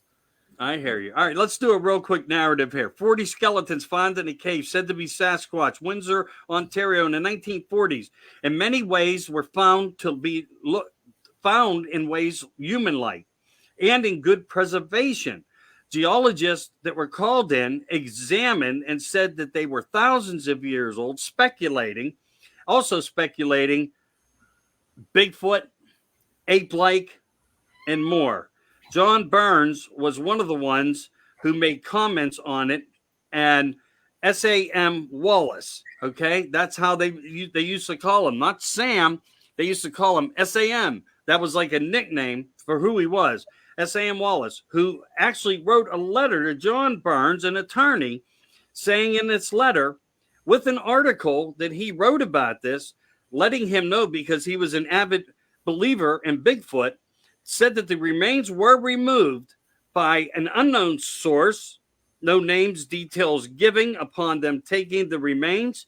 We're told that they were going to give them to the Indian tribe for proper burials for the remains, which brings up the fact, could possibly like elephants. They go to what we know is a death ground. Elephants go there to die. They know they're going to die. They go to the death zone. They do die there. And that's why you see collective bones of elephants. Could this be the same type of thing that Bigfoots do? And at this period in time, when this occurred in the 1940s and this was discovered, could this have been a resting place for Bigfoot? Because they were called Bigfoot. And it was in the article, and it was said in this letter. But also, they are known to ceremonially bury their dead. So it's not out of the realm of possibilities that other members of the family may have deposited them there after they passed. If if they didn't make it there on their own and they passed, that family members would be able to carry them and bring them there. I don't think that's out of the realm of possibilities. And No, it's not. They're so intelligent, and we just don't give them enough credit for how intelligent they are. Right. And I say this all the time, and I'm going to turn this over to Bill. Every species of everything has a high intellect of intelligence. When you go to swat a fly, it knows the move. It already knows. It's this instinctiveness. I got to fly away. It doesn't matter if you go to reach for a bird or you try to feed a squirrel a peanut. They're not sure of you. The bond is not yet there. Intelligence are there. Reproduction is there. Is it about pheromones? Is it about hormones? Are they sexually active in the same way we are? I don't think we smell them, but we act upon them. But we use our eyes, our heightened sense of attraction between Homo sapien, male versus female. And I'm only going there, no other place. Sorry, can't do it. Don't believe in it. But the bottom line is this: you can choose what you want, and I'll respect you for what you do. Just don't talk about it to me. But nevertheless, we use a visual thing for the most part, I think. And then there's people that are deeper, that go into the mindset. I would say that everything on this planet, including trees, have frequencies, purposes, bugs is included, the waves in the water, and more. And that's why we should take care of Mother Earth so much better than we do, instead of worrying about who's in bed with Biden and who's protecting the global elites. But nevertheless, Bill, what do you have to share? All right. Larry Batson did a drawing for me on the podcast, Bigfoot Odyssey. And drawn by, he takes eyewitnesses' accounts and draws it. Doesn't matter how long it takes, how much erasing he has to do, but he can draw it out. And he got pretty damn close to what mine looked like. Okay, so you're showing this back to Gary and the rest of the crew. Yes.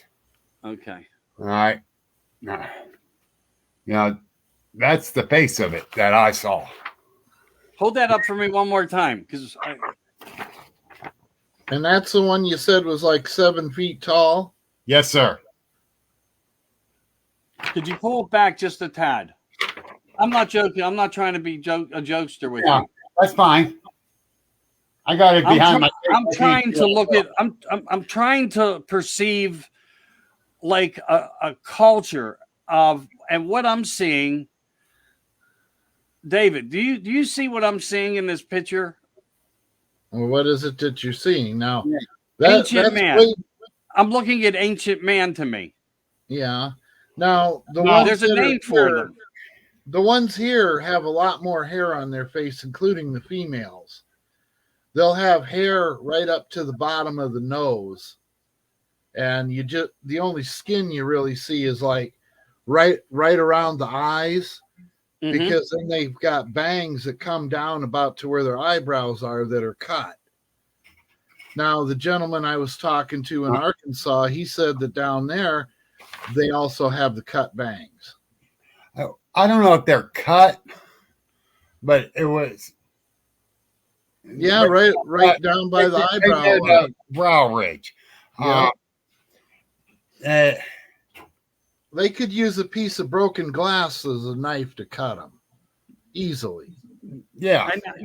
And you know what? I think they have enough knowledge to where they could probably create things. Or who's even to say that they don't already have in hand things that they develop themselves? Yep. I mean, you think about this. They're not going to work 40 hours a week. They're in the woods. They wander. They look. They forage. Maybe they create, and we just don't see it, know it, or understand it. Maybe they hide it. I wish maybe they know where the gold is, because, again, you find them by certain sources of water, certain sources of stone and quartz, and certain minerals. They could be the richest on earth. Who knows? I mean, well, I'll tell you what. They are the richest on earth. They don't have to deal with taxes. If you look, that's called slavery. Gold. There's oftentimes a lot of sightings in those areas. Right. Now, maybe the correlation is simply that there's water. Because, just like you think about the watering holes in Africa, that's where everybody goes to get a drink. Yep. That's where the predators hang out to get a meal. So it could be as simple as that, or there might be some correlation. Now, I did have them swipe a piece of smoky quartz off the rail of my deck. That was pretty good sized. You did mention that before. And, but, gold is also found in quartz. So I don't know, I'm not sure if there's a correlation or not, but a lot of people I've talked to have, are in areas where gold has been found once upon a time, and there have been a lot of sightings in those areas. Okay. And, prospectors have had a lot of sightings, along with trappers. Yeah, I've often wondered about the nail scrapes and so forth in the trees. Now, we can't do it. We we can make a little bit of a difference. We can use our nails to do that. But I've seen some trees where I've seen like physical 4-finger marks go down them into the bark that just made no sense. You put your hand up to it, you know a hand did it, but the hand's of a much larger size. What is it, Dogman? A different cryptid? Is it, you know, I mean, it makes you wonder, it makes you think, because you're not seeing what did it, and you don't know in real time if you'll ever see anything do it. You can only speculate on these things. Gary also said something about, is it possible that they chew the hair? Maybe in some instances, in some parts, they probably groom each other as well. The possibility of that exists. Monkeys do it. Yep. Other species of other animals do it. I saw all the apes do I was it. going to say same thing you're saying there, Michael. You know, other animals, hell, cats groom each other, dogs groom each other. Yeah. I believe they'll groom each other. And maybe some will chew the hair off, so it's not so straggly in their eyes. Right. They're intelligent enough to know to get that stuff out of their eyes. Yeah, I don't think we're all that special as a species because we do things different. They We're just not have too many dumbasses out there.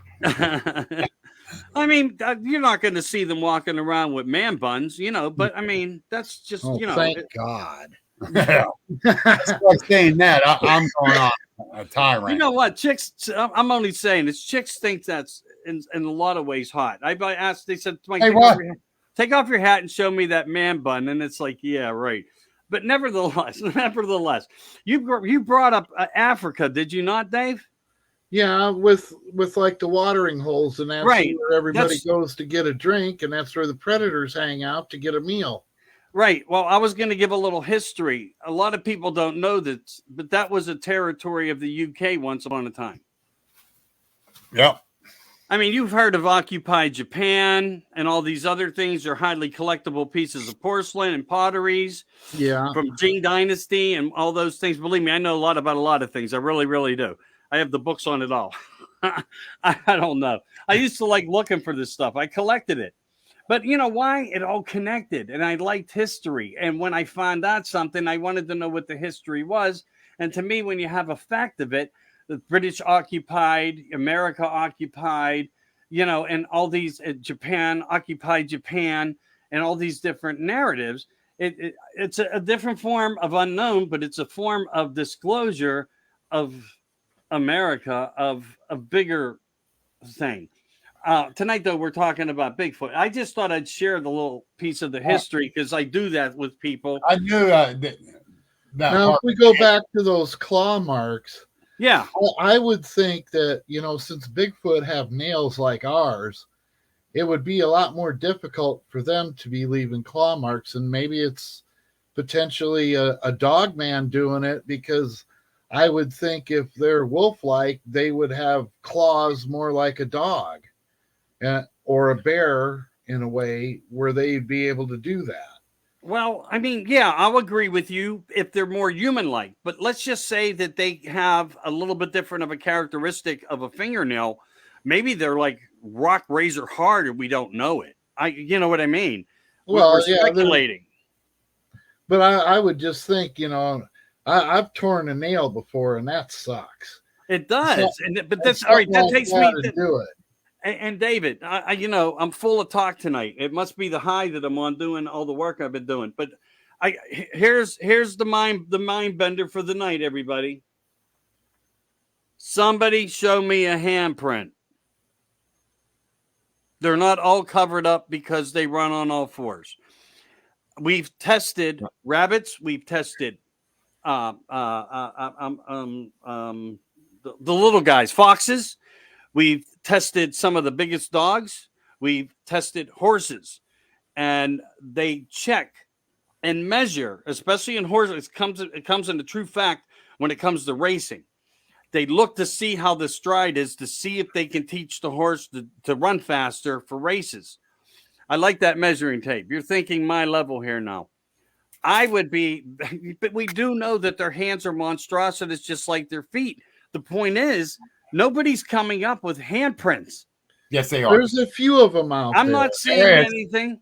There is a few out there.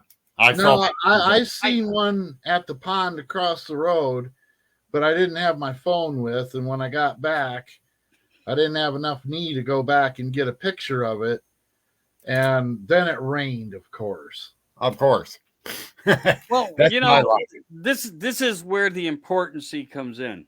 We can't say no to every incidental thing when we know we have a factual proof in front of us. We have to see. There was cartoons when we were kids. Do you remember? There was the devil on this side, the devil on this side. Little character. The one's fighting with you, which is actually your own mind. But because there's two of you, and most people don't realize this. You don't want to get up and run tomorrow or go to work tomorrow. That's the guy on the right side telling you, the guy on the left side saying, you got to get up. You got to go to work. You got kids. You got to do this. So you do it. But again, all I'm saying is that's that mind bender, that we fight against ourselves. Anytime there's proof of any sort that might make a difference for us to analyze things better, we got to look for it. And I want to say hello to Mary again. I don't know if she's out there tonight or not, but please look up her product line on Bigfoot Project. Dave, I'm a loss of words here. Pennsylvania Bigfoot Project. Yeah, I know. I just got so much information in my head. But listen, from baby zero size and onesie, probably, I don't know, maybe not onesies, but maybe even soft. She's creative. Keychains and your bracelet. I mean, you think about it, all the way to Squatch size. So that means you and your Mrs. Squatch can get in there together, and whatever. But that's all good. So remember, please keep an open mind to that. I also want to push the Pennsylvania Project out there to everybody to join this group.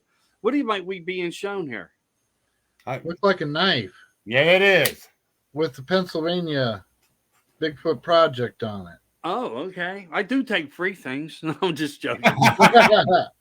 I'm joking. This is a very good knife. Very good. I believe that it is. So let's promote some. We got weaponry. Who knows? Next thing she'll come up with will probably be some guns. Well, it's always good to carry a knife in the woods, especially like for if you cast a Bigfoot footprint, you definitely want to put some sticks in your plaster, like rebar, to reinforce it. So when you go to pull that up out of there, you don't break the darn thing. Okay. Hey, Bill, do you want to read what Ernie's saying here? Yeah, let me scroll back. I'm only getting half a message. Wait a minute. Hey, something about handprints. No, that wasn't Ernie. That was Gary's or Greg's. Well, I see Ernie says. Wait. Yeah, Ernie. Yeah, there are handprints. Also, my encounter was at approximately 12 feet. Their hands looked identical to ours. Some dermal ridges and same marks. And actually, I know Ernie. Me and Ernie's been talking a lot. We've been talking on the phone and that. And we actually believe they use hand signals because it was using a hand signal with him. I'm sorry. I thank you for your comment. I was laughing about the man bun and what Gary had to say. I read that. But right, and Gary also says I had fingerprints on my bedroom window. I do remember that in his story that he shared when he came on the show. He made mention of the fingerprints, and of course, nothing could have been tall enough to put it there. But of course, the big guy. But he did explain that, and it was over 6'3", 2 pane glass windows, and a friend of mine. Oh, I'm sorry, and a friend of mine. It was 6'3". When he raised his hand to touch them, he was about 5 foot too small. 5 inches too short. Oh, I'm sorry, 5 inches. Is there one? 5 inches. He was too short. 5 inches reaching out. Right, I know the difference. It's one mark versus 2 mark for inches. So one mark is foot and 2 is inches. Yeah. Right, but I can't see that. It's called the one eye syndrome. That's why I wanna asked you borrow guys my to read glasses? tonight. Now, my eyes have been, one eye's been really terrible, and I've been going through a lot of stuff. That's why I asked you guys if you could catch it. Greg also put in here Pennsylvania Bigfoot Project, all the types of Bigfoot retail items. Yeah, there you go. Thank you, brother. Mary Thanks. will love that. And David, what do you have anything you want to share about your group? Do you have any other things cooking as far as that, or any other website? Well, there was a story that took place in Moberly, Missouri, which is to the south of me, Okay. and where they had found this underground city when they were in the coal mine.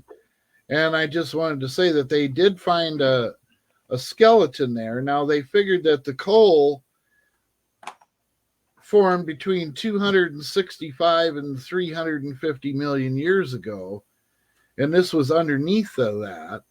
And they found a city, and there was a flowing fountain in the center of the city, and it's Ralph's mother. And they had found this gigantic skeleton, and they found some tools. They took the tools, and the femur was like 4 feet long. Uh, And, who were those people? Well, we could speculate on that, and if you go into documentation of certain parts of books, not all books were added into the one book, and there was also so many different books to the one book, which we're talking about a religious side of it. There were different societies of giants before the flood and after that occurrence. So it's not a speculation.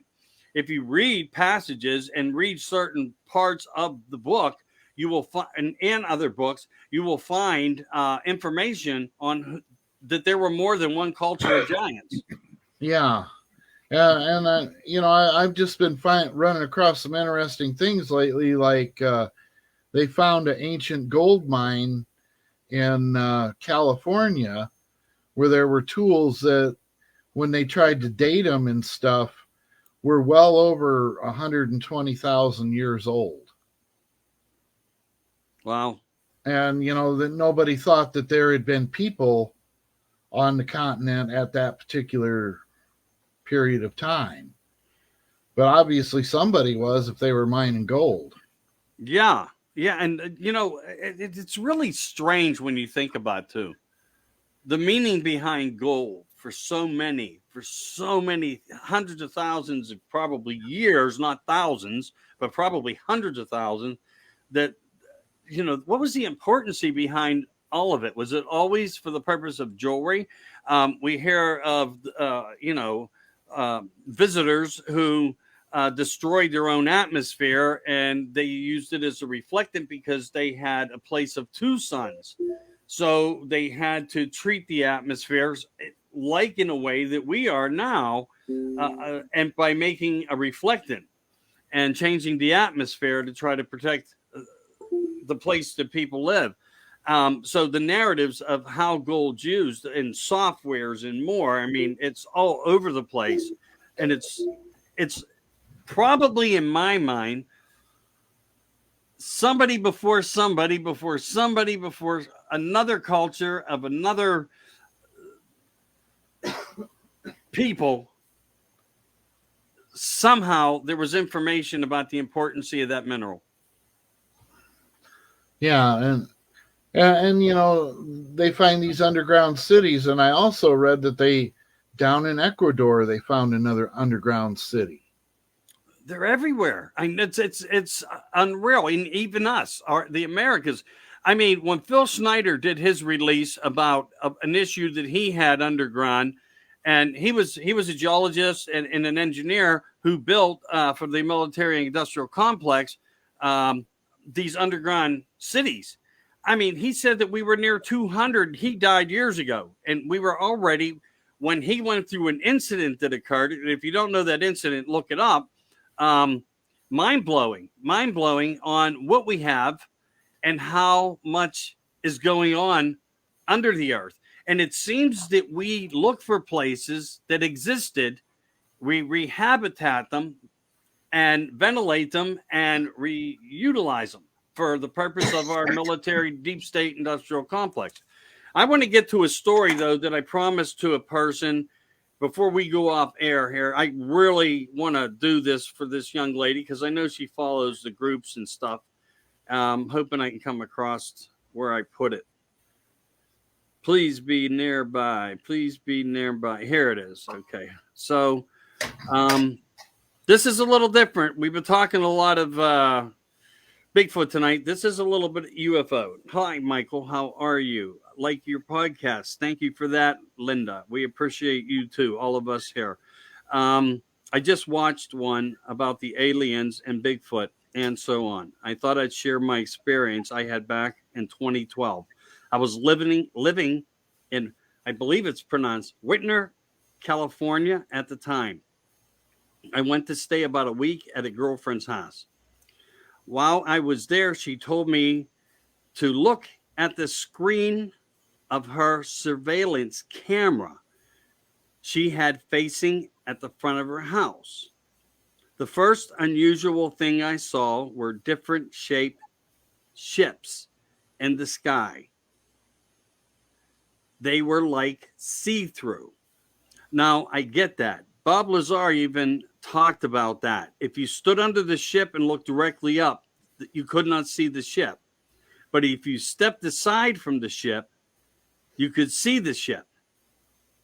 I guess it's a matter of cloaking. I don't know why I brought that up, but I thought I'd just throw that in there. One day we saw a flock of birds just disappear, vanish. She told me to time it. 2 minutes later, the birds reappeared. They were flying kind of wobbly at first. Now, we've been seeing birds drop out of the skies recently a lot. Yeah. Is it the aerosol spraying or is it part of what we're being told here? So they're flying kind of wobbly. Then in about 5 minutes later, we saw a big jetliner flying in the same area again, disappeared also, but it was 5 minutes before we saw it reappear. It also was flying very wobbly at first, but what happened next was scarier than hell. Another day, my friend told me to come look again. We saw a gigantic spacecraft right in front of her house in the sky with no sound. It had a ladder coming down on the right side of it, which started moving towards us. As it came smack in front of us, I asked her what was at the top of the ladder as she zoomed in on it. There it was, waving to us like through a window, a little gray, and I saw it. I felt like it could read my mind. I jumped out of my chair, told her I didn't want to look any longer. That was the most scariest experience I have ever had. Thank you, Linda, for your story. We appreciate you. And you're not the only one that has described these same particular types of issues. What are they? Gateways, portals, vortexes? We don't know. Is it something like the triangle? Does it have movement? Can it move? Can it reappear? We know we have more than one in the world as well, where we have a lot of missing people, missing time, missing places. But I want to say this. Thank you for listening to us. Please always share, follow us, and we'll be here for you. What you guys think of that one? Now, I think there's something related to that. I had seen a program at one point in time where a guy was he was flying in a Cessna type, small aircraft over the English Channel, and all of a sudden he said there were these, UFOs appeared before him just out of thin air, and they were about a mile across. I don't know. Do you ever remember hearing about that? He couldn't see him till he was like almost on top of them, and then they appeared, and there were two of them. Yeah, I've heard over the English Channel. Yeah, I've heard lots of stories like that. And we had some factual stories up in Alaska by pilots, radar indications, and more of gigantic mother type ships and more. So, yeah, they can like appear and in a heartbeat be gone with a power source of something that we just don't quite get. Again, could it be ours? That's really one of the main scenarios that we're in. Could it be ours? The possibility exists that we might have that technology. You can't take it off the table. Something that big. Well, I hope if anybody's got it, it's us. Well, that's true. The super soldiers through the Space Force. Listen, first off, Space Force wasn't done. It was renamed. It was actually put in place by JFK. Trump renamed it and started to devise it as a new defense mechanism. Makes you wonder why. I mean, because there's good and bad with everything, maybe even in the fact of aliens. But these people talk as if we are revamping our submarines and destroyers with anti-gravity, and now we're using them in space for the last 25 years. Yeah, and they do go on reconnaissance missions, as they call them, and so forth. And I do have some actual government papers that reflect that. And I'm not going to know, in case anybody out there is in a different color hat than me, they're not in my house. You're not going to find them here. My kids know where they're at. My stuff's at. They will find them. But no, I mean, there are some documents you go to jail for. These are not released. These are shared by people. But yeah, so David, yeah, I've heard of this before, and it's a big wall of things that are going on. If you listen to Christina Gomez, she's a very young, intelligent young lady who is doing really good in the world of UFO and more. And she is narrating through a lot of these stories, like the one you just described. She talks immensely on these things. Also, Jimmy Church, he's a rock star. He's out there doing his thing. He's been in the field forever. He's like the modern day Art Bell. He's up here with the best of the best. It doesn't matter if it's Richard Dolan and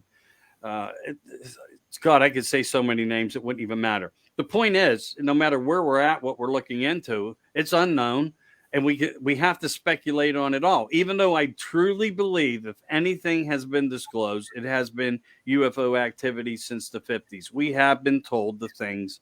It had made papers. Even military had made statements, and then we have missing time of presidents. We could go on and on and on and on, and waterfall the information out. Well, maybe one night we should all get together and really do some characteristics more to the UFO side, because a lot of people and a lot of groups do interact, sharing messages like what we do with Bigfoot, but their groups represent both sides of the format. It works both ways. But it's always special to get the kings of Bigfoot on, you guys. So that's, more important to me. I just call me a little guy out there trying to find out. All right. We'll take the capital K off the, off the word.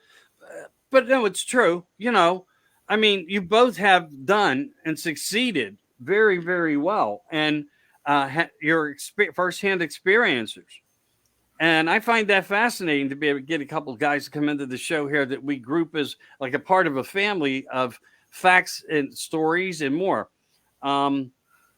Is there anything left in you guys' minds tonight as far as anything you wanted to share more on? Anything upcoming at this point? I got a couple of things upcoming, but I want to answer a question for Gary. Back in the 17th century, Gary, the Aztecs were about 5'6". They weren't giants.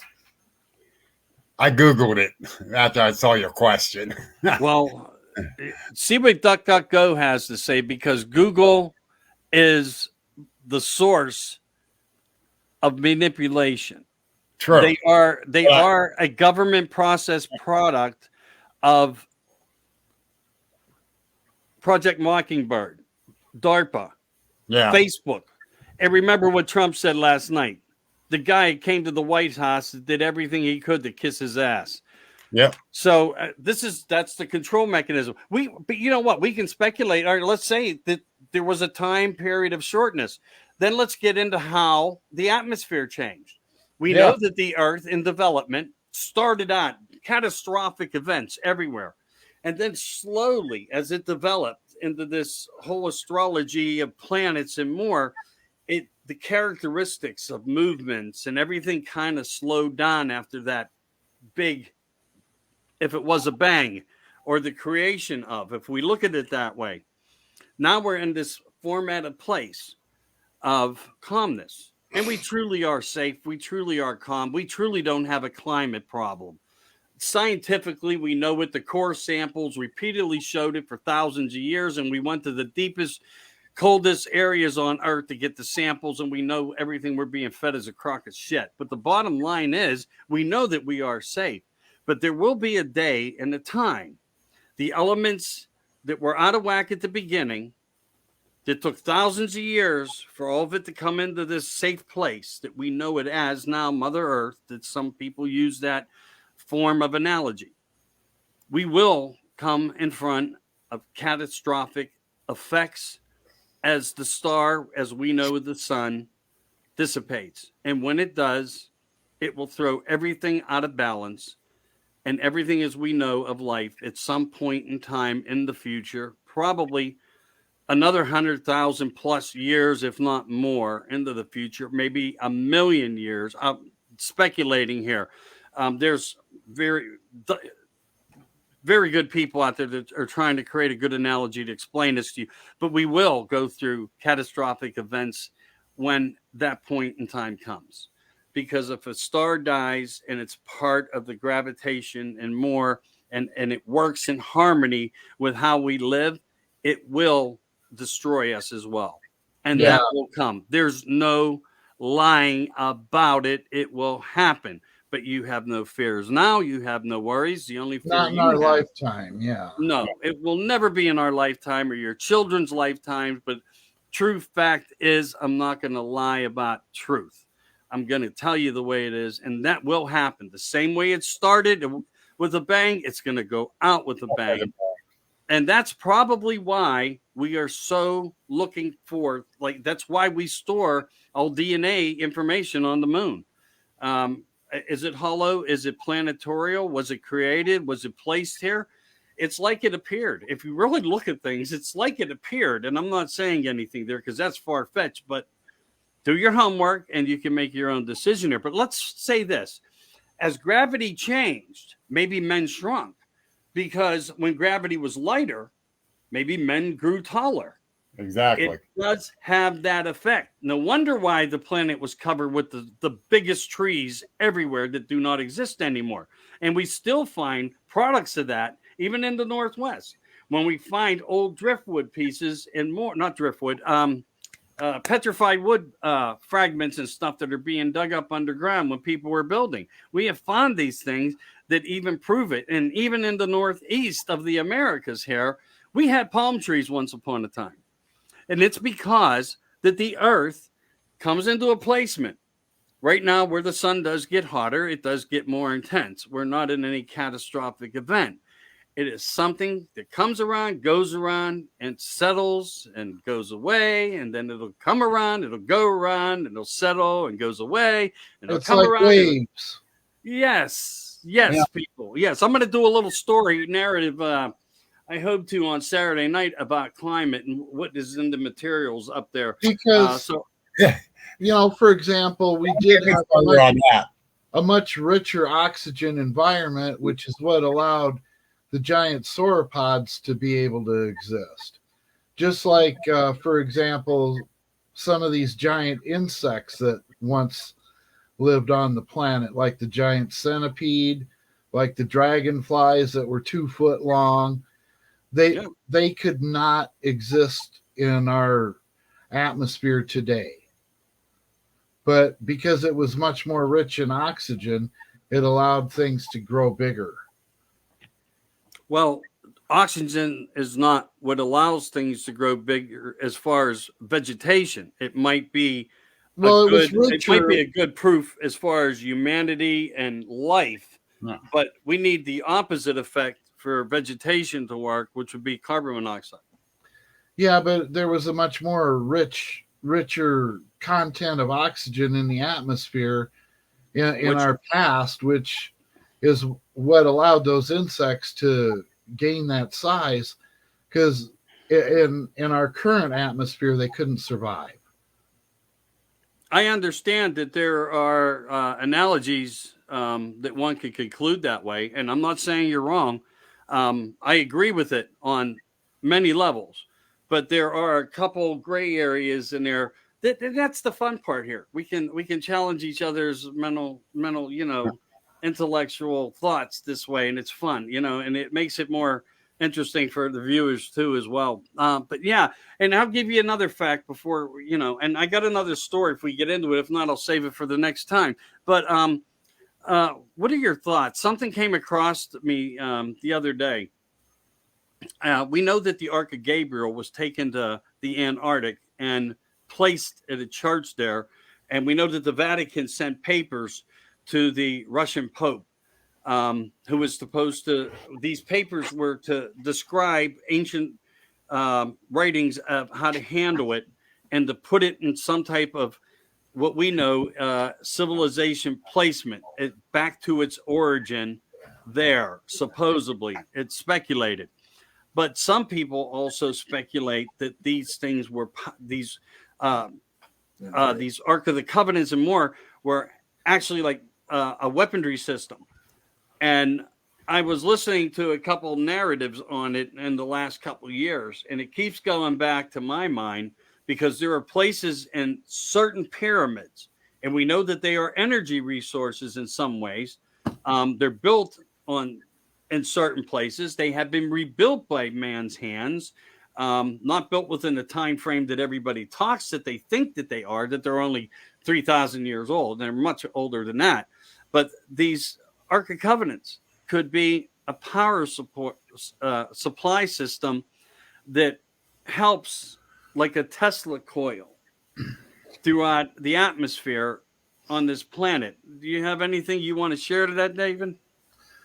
Well, some people theorize that inside the Ark of the Covenant not only is the Ten Commandments, but a manna machine. Well, you are aware that the Bible speculates that there are more than one. Yes. No, and when you also look at the Ark of the Covenant and how it's supposed to be designed and stuff, if you look in some of the tombs of the pharaohs, there are similar boxes to that. There's been duplications, correct, and some of it was. The fact is that the Jews did come from Egypt, so I would imagine that at that time they brought some of the culture with them. Yeah, now that you brought that up, that's an interesting narrative too, including the black tribe, the black Jewish tribe, who got the hell out of Dodge for whatever reason, and at one point said that they had this particular item, but they produced a drum that is in a museum. And here's that point. Here's that point of element to that story. We've talked about vibration, sound, trumpets. The wall came down, Jericho, and more sound frequencies. And Are we analyzing? You're right. Are we analyzing all the right facts here? That's all I'm saying. It's big. It's big. Bill, what are your thoughts, brother? We need to analyze it a lot closer. And there's a lot of the stuff left out and got destroyed. And I think some of our interpretations might be a little wrong too. Yes, possible, Dave. But a lot of if you go by what the Bible says, there's chapters that are missing. Oh, yeah. And because the church got rid of it. Said, no, Right. And that's not- why, yeah, you're absolutely right. That's why if you jump books, if you jump the book of Enoch and Job and everything else, and you narrate through all these different passages in the books, the pieces of the puzzles are all over it. Right. They really, really are. So before we go tonight, let me do this last one. It's in Burma, 1940. The American shoots a talk, which is Bigfoot. They called him a talk. There was an American young man who was raised as what they called and considered there a jungle walla, which means that he was very knowledgeable to the jungle life, what lived in it. He knew everything about it. He lived in a quiet but peaceful home that was secluded. He kept hearing noises in it, and he thought he knew everything. He was raised to know everything. For days, this went on. A loud noise from the other far room of his house happens. Puts him in fear. Someone broke into my house. Something happened.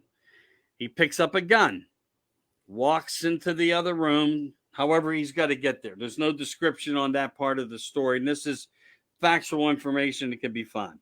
I want to point that out. I know I'll get challenged on it. But that's why I'm saying it. Bill, protect me. I'm going to get hit. Yeah, you are. What he stands there and sees is just mind-blowing to him. An ape-like man who is standing over his piano in his home. In fear, not knowing what to do, what he's looking at, he shoots it. Perfect chest-like shot, flesh-opened wound. The creature comes at him.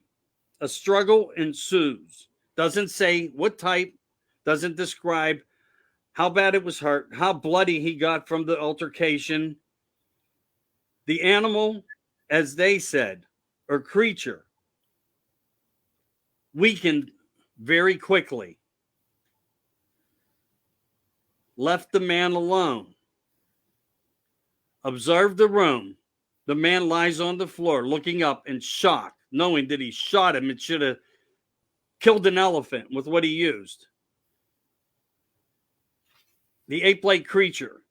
And yes, he's in a jungle, but this doesn't fit the criteria of any ape that he's ever known, encountered, or will probably ever wish to again in that particular time of his life. Jumps through the window, ensues a path into the jungle, and that's pretty much the end of the story. That's why I read it. He was bleeding. He was hurt. He could barely hold his own fight at the end. Took through the window and ran away.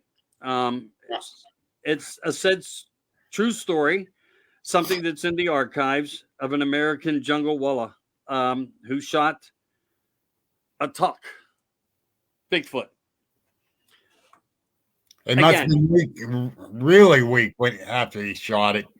If they had a tussle there, because that could have ripped him apart.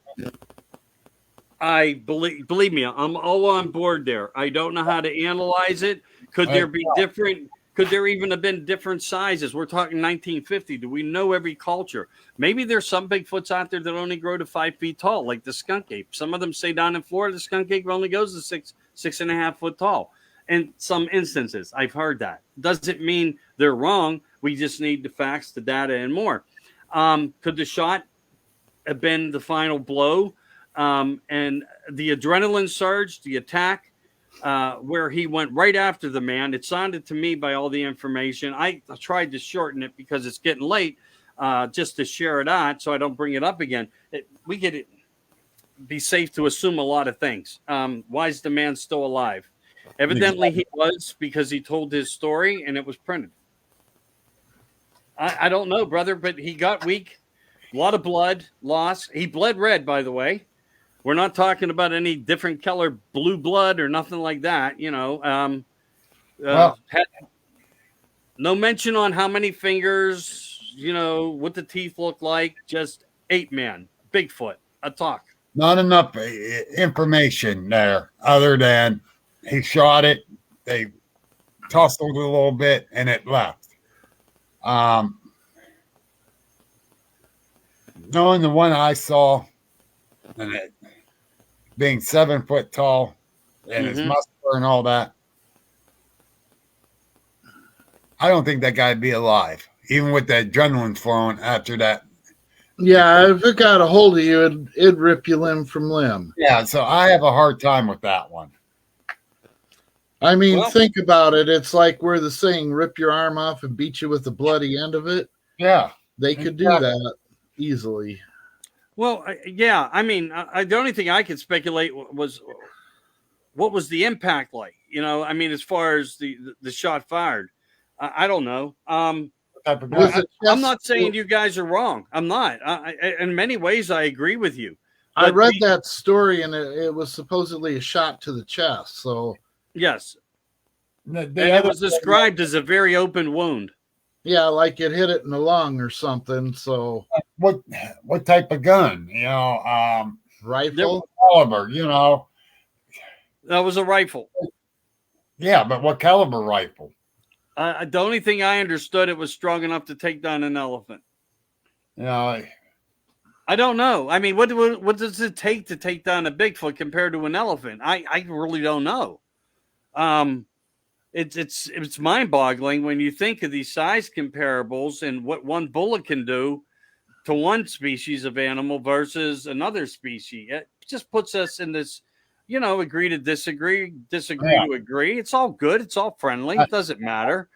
It's about keeping people, looking at us. The problem with that story is there's not enough information now. And a lot of saying it didn't happen. Right. I have a hard time comprehending it. Well, you have to understand, before the computer system, there was a lot of stuff removed, like the 40 caves. We know the 40 skeletons in the caves while you went to get the picture. We know that they were there. We know that there's factual information of who the geologists, they determined many facts about it. But who was it that came in and took all the remains? And did they really give them to the Indians for burial? Or did they take them to the Smithsonian? Or did they put them into some other place in Ontario, a museum, and they're being stored in some corner somewhere, forgotten about? Many of things that happened in the past, even only 55 to 75 years ago, the information is gone. Yes. Now, you want to talk about ballistics. I have a round here that I recovered from a deer. I had shot it in the front left shoulder, and I found this slug on the back right leg down by the knee, just inside the hide. And let's see, can you... There we go. Everything's opposite, but this is it, and that's what's left of a 30-06 round. I was going to say that looked like a 30-06, and yes, that will travel through the body of the deer. But you can see, yeah. But I hit it in the left front shoulder, and I found it in the back right knee. Yep. I was going to cut through the hide, and I felt something metal with my knife. I thought, what the heck? And would that take down a Bigfoot? I don't know. I wouldn't care to find out. Well, I remember as a kid, my brother bought this rifle. I think it was a 9mm. He called it, or an 8mm. Had shells like. He went outside target practice in a tree and chopped it down with it. I chopped down a tree with my. Was it a 7mm mag? Did it have like? No, this was a rifle. This was a rifle. Yeah, 7mm mag rifle. Oh, okay. They have a interesting little rim on the back near the primer on the brass. which is kind of distinct. I had one for a while. I took it in trade, but I got rid of it because I didn't like it because it had a polymer stock and it was just too heavy to carry around. But Yeah. For some reason, I'm thinking it was 8 or 9. Maybe it was a 7. I mean, I was a young kid. I was probably like for 16, example, 17 years old. Some of the Mausers that are around the world were 8mm. Yeah, I had one once upon a time. It was an 8mm Mauser. that could have been a German Mauser he was using. I don't recall, but I know one thing: when you shot a tree, you knew where you hit it. Yep. Yeah. Oh my God, you knew. So I mean, it depends. What did this guy use in the jungle? I don't know. It just brings up like what weaponries we have and what power we have. I don't know. You know, but I had a fun night. I don't care. I had a fun night. You guys were fun. We talked about a lot of stuff. I probably talked too much, but Bill, I got to thank you for coming in. You're always welcome. You know that. And David, close us out, brothers. Let's get some rest. I got to get to sleep and get up and hit the windows again. I got to get up at 4. Oh my God, dude! I'm sorry. I would have cut this earlier. Okay, Bill, plug your group. All right, the Pennsylvania Bigfoot Project. I run the Mercer Lawrence County chapter. We will be having a meeting March 23rd in New Wellington, Pennsylvania, Riders Restaurant and Motel. It's dinners at 5:30, meetings at 6:30. April 21st through the 24th. I'm putting on, in conjunction with the Pennsylvania Bigfoot Project, camp out at Saltport. They're at the group campsite. $5 a person per night. Cheap camping. Yeah, that's fun time. Yes. And I got different groups coming in. We're all going to get together, share our knowledges, go out, investigate. Have a good time. Yeah, it's just going to be one good time. It's a great weekend. Not my group, but April 30th, Burrow and Q, Butler, it's then Butler, PA. It's the Paranormal Conference at Tanglewood. If you go to my group page or the main group page, you will see the advertisement for it. I was there last year. I'm going again. This year, it was great. A lot of information, a lot of great vendors there. They got good food there, too, they serve. You know, it's a really good time. Word in the Bigfoot community is you're going to be rubbing elbows with somebody there that you don't even know you're going to bump into. Really? Yeah, me. Oh, you're going to be there. Yeah. All right. Yeah. You'll see me there, brother. Yeah. We'll make plans to hang out because, you know, yes, definitely. if I'm there, you know, everybody's going to be by me. Oh, I'm joking. But if you really want to see some really good Bigfooting people, Marionville, Forest County Bigfoot Festival. Oh yeah, yeah. Marionville's good for camping and leisure and fun and more, and lots of really good stories and information. Yeah, very, very true. It's a little bit of a ride out of Pittsburgh, but we need the support. If you think you saw anything, you should get involved in everything. Because that's how this system works. And don't forget that. It does too. David, all over this. All right, A Life with Bigfoot in the near future. I'm going to be setting up a studio, so I'll be coming out of the shadows. Definitely, we're going to do a series of short videos in the group to kind of introduce all the members of the admin and the moderators and, you know, kind of state the direction of the group. And we'll have events and participation. Then we kind of, at some point, we'll want to do some series of, you know, discussing what methods are yielding results and which aren't, and different things like that. We're just trying to go a little different direction and upgrade the group and try and bring it up to a higher standard. Well, That's what I'm doing with my still, cap. and it's still relatively new, so you have plenty of time to do that. You built 72,000 before, you can do it again. Don't forget That's right. that. Oh, The yeah. real facts are, the real truth are, it was Dave Parker, and we'll put that out there. No pun, no hurt intended to anybody, but that's just the fact. Go back and do the research into the group. You'll see it. It's there. That is the real truth. David, Bill, thank you. I appreciate you. Everybody, America Disclosing Uncensored does. And guess what? We're going to do this again. We really will. I think people enjoyed the show. I know I did. I had fun. That's more important to me, to come on and have fun and enjoy what you're doing. Because that's the purpose behind it, and we all need that break. I'll admit a break. We're in a bad time. And I'm just saying that. And this side of things allows us to, break free from into our own reality, and push the evil forces of the dark blankets away from us, and it puts us into a different mood and different light, and I love it. I had a great time. I hope you guys did too. Please like and share for your own groups as you see fit, and I greatly appreciate it. And we'll talk again soon. And Bill, I do thank you truly, man.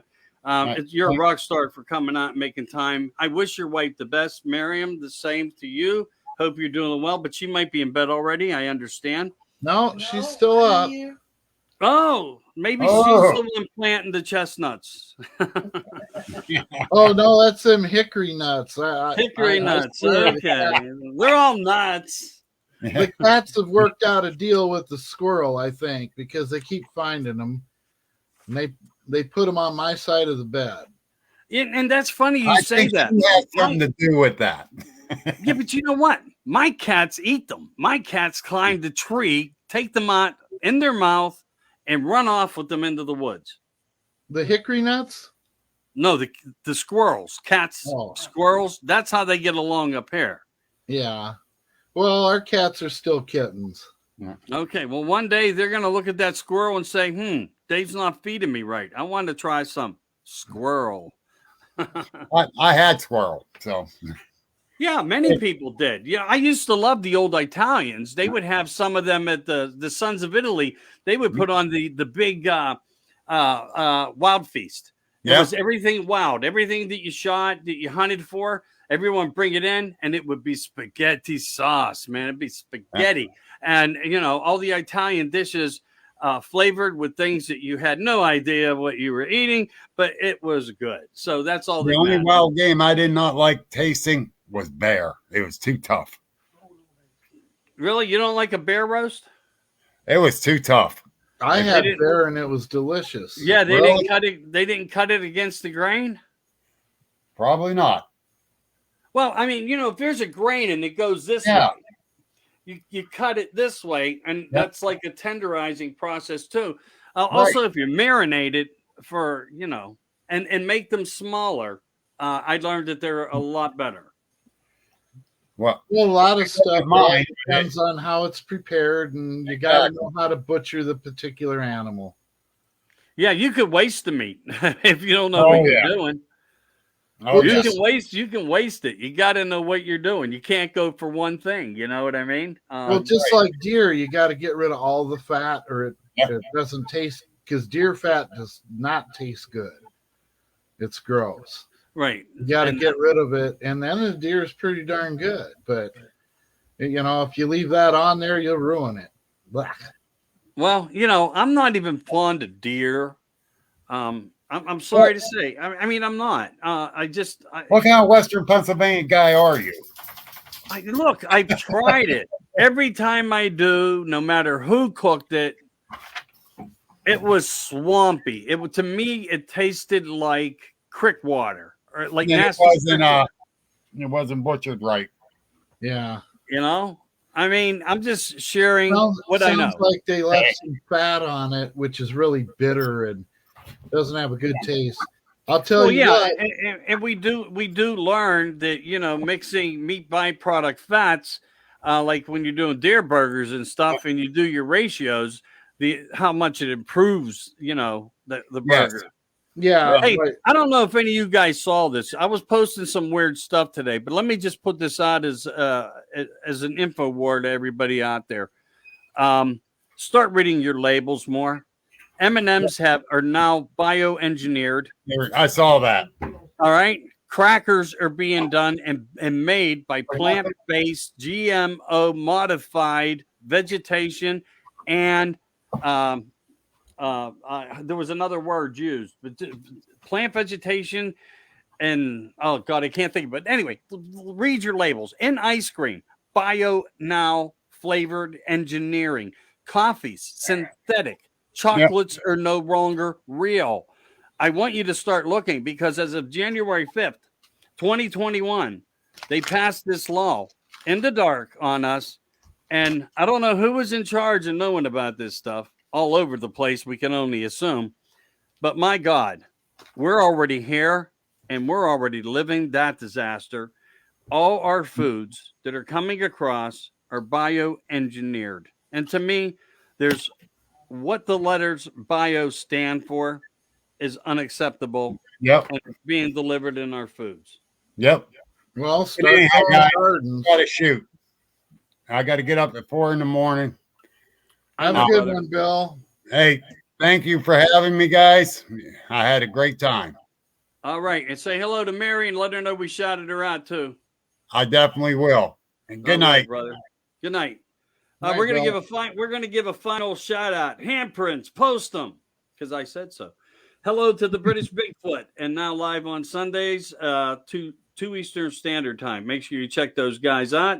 Michael at Conflict, thanks for shouting me out. When you see me, I appreciate it.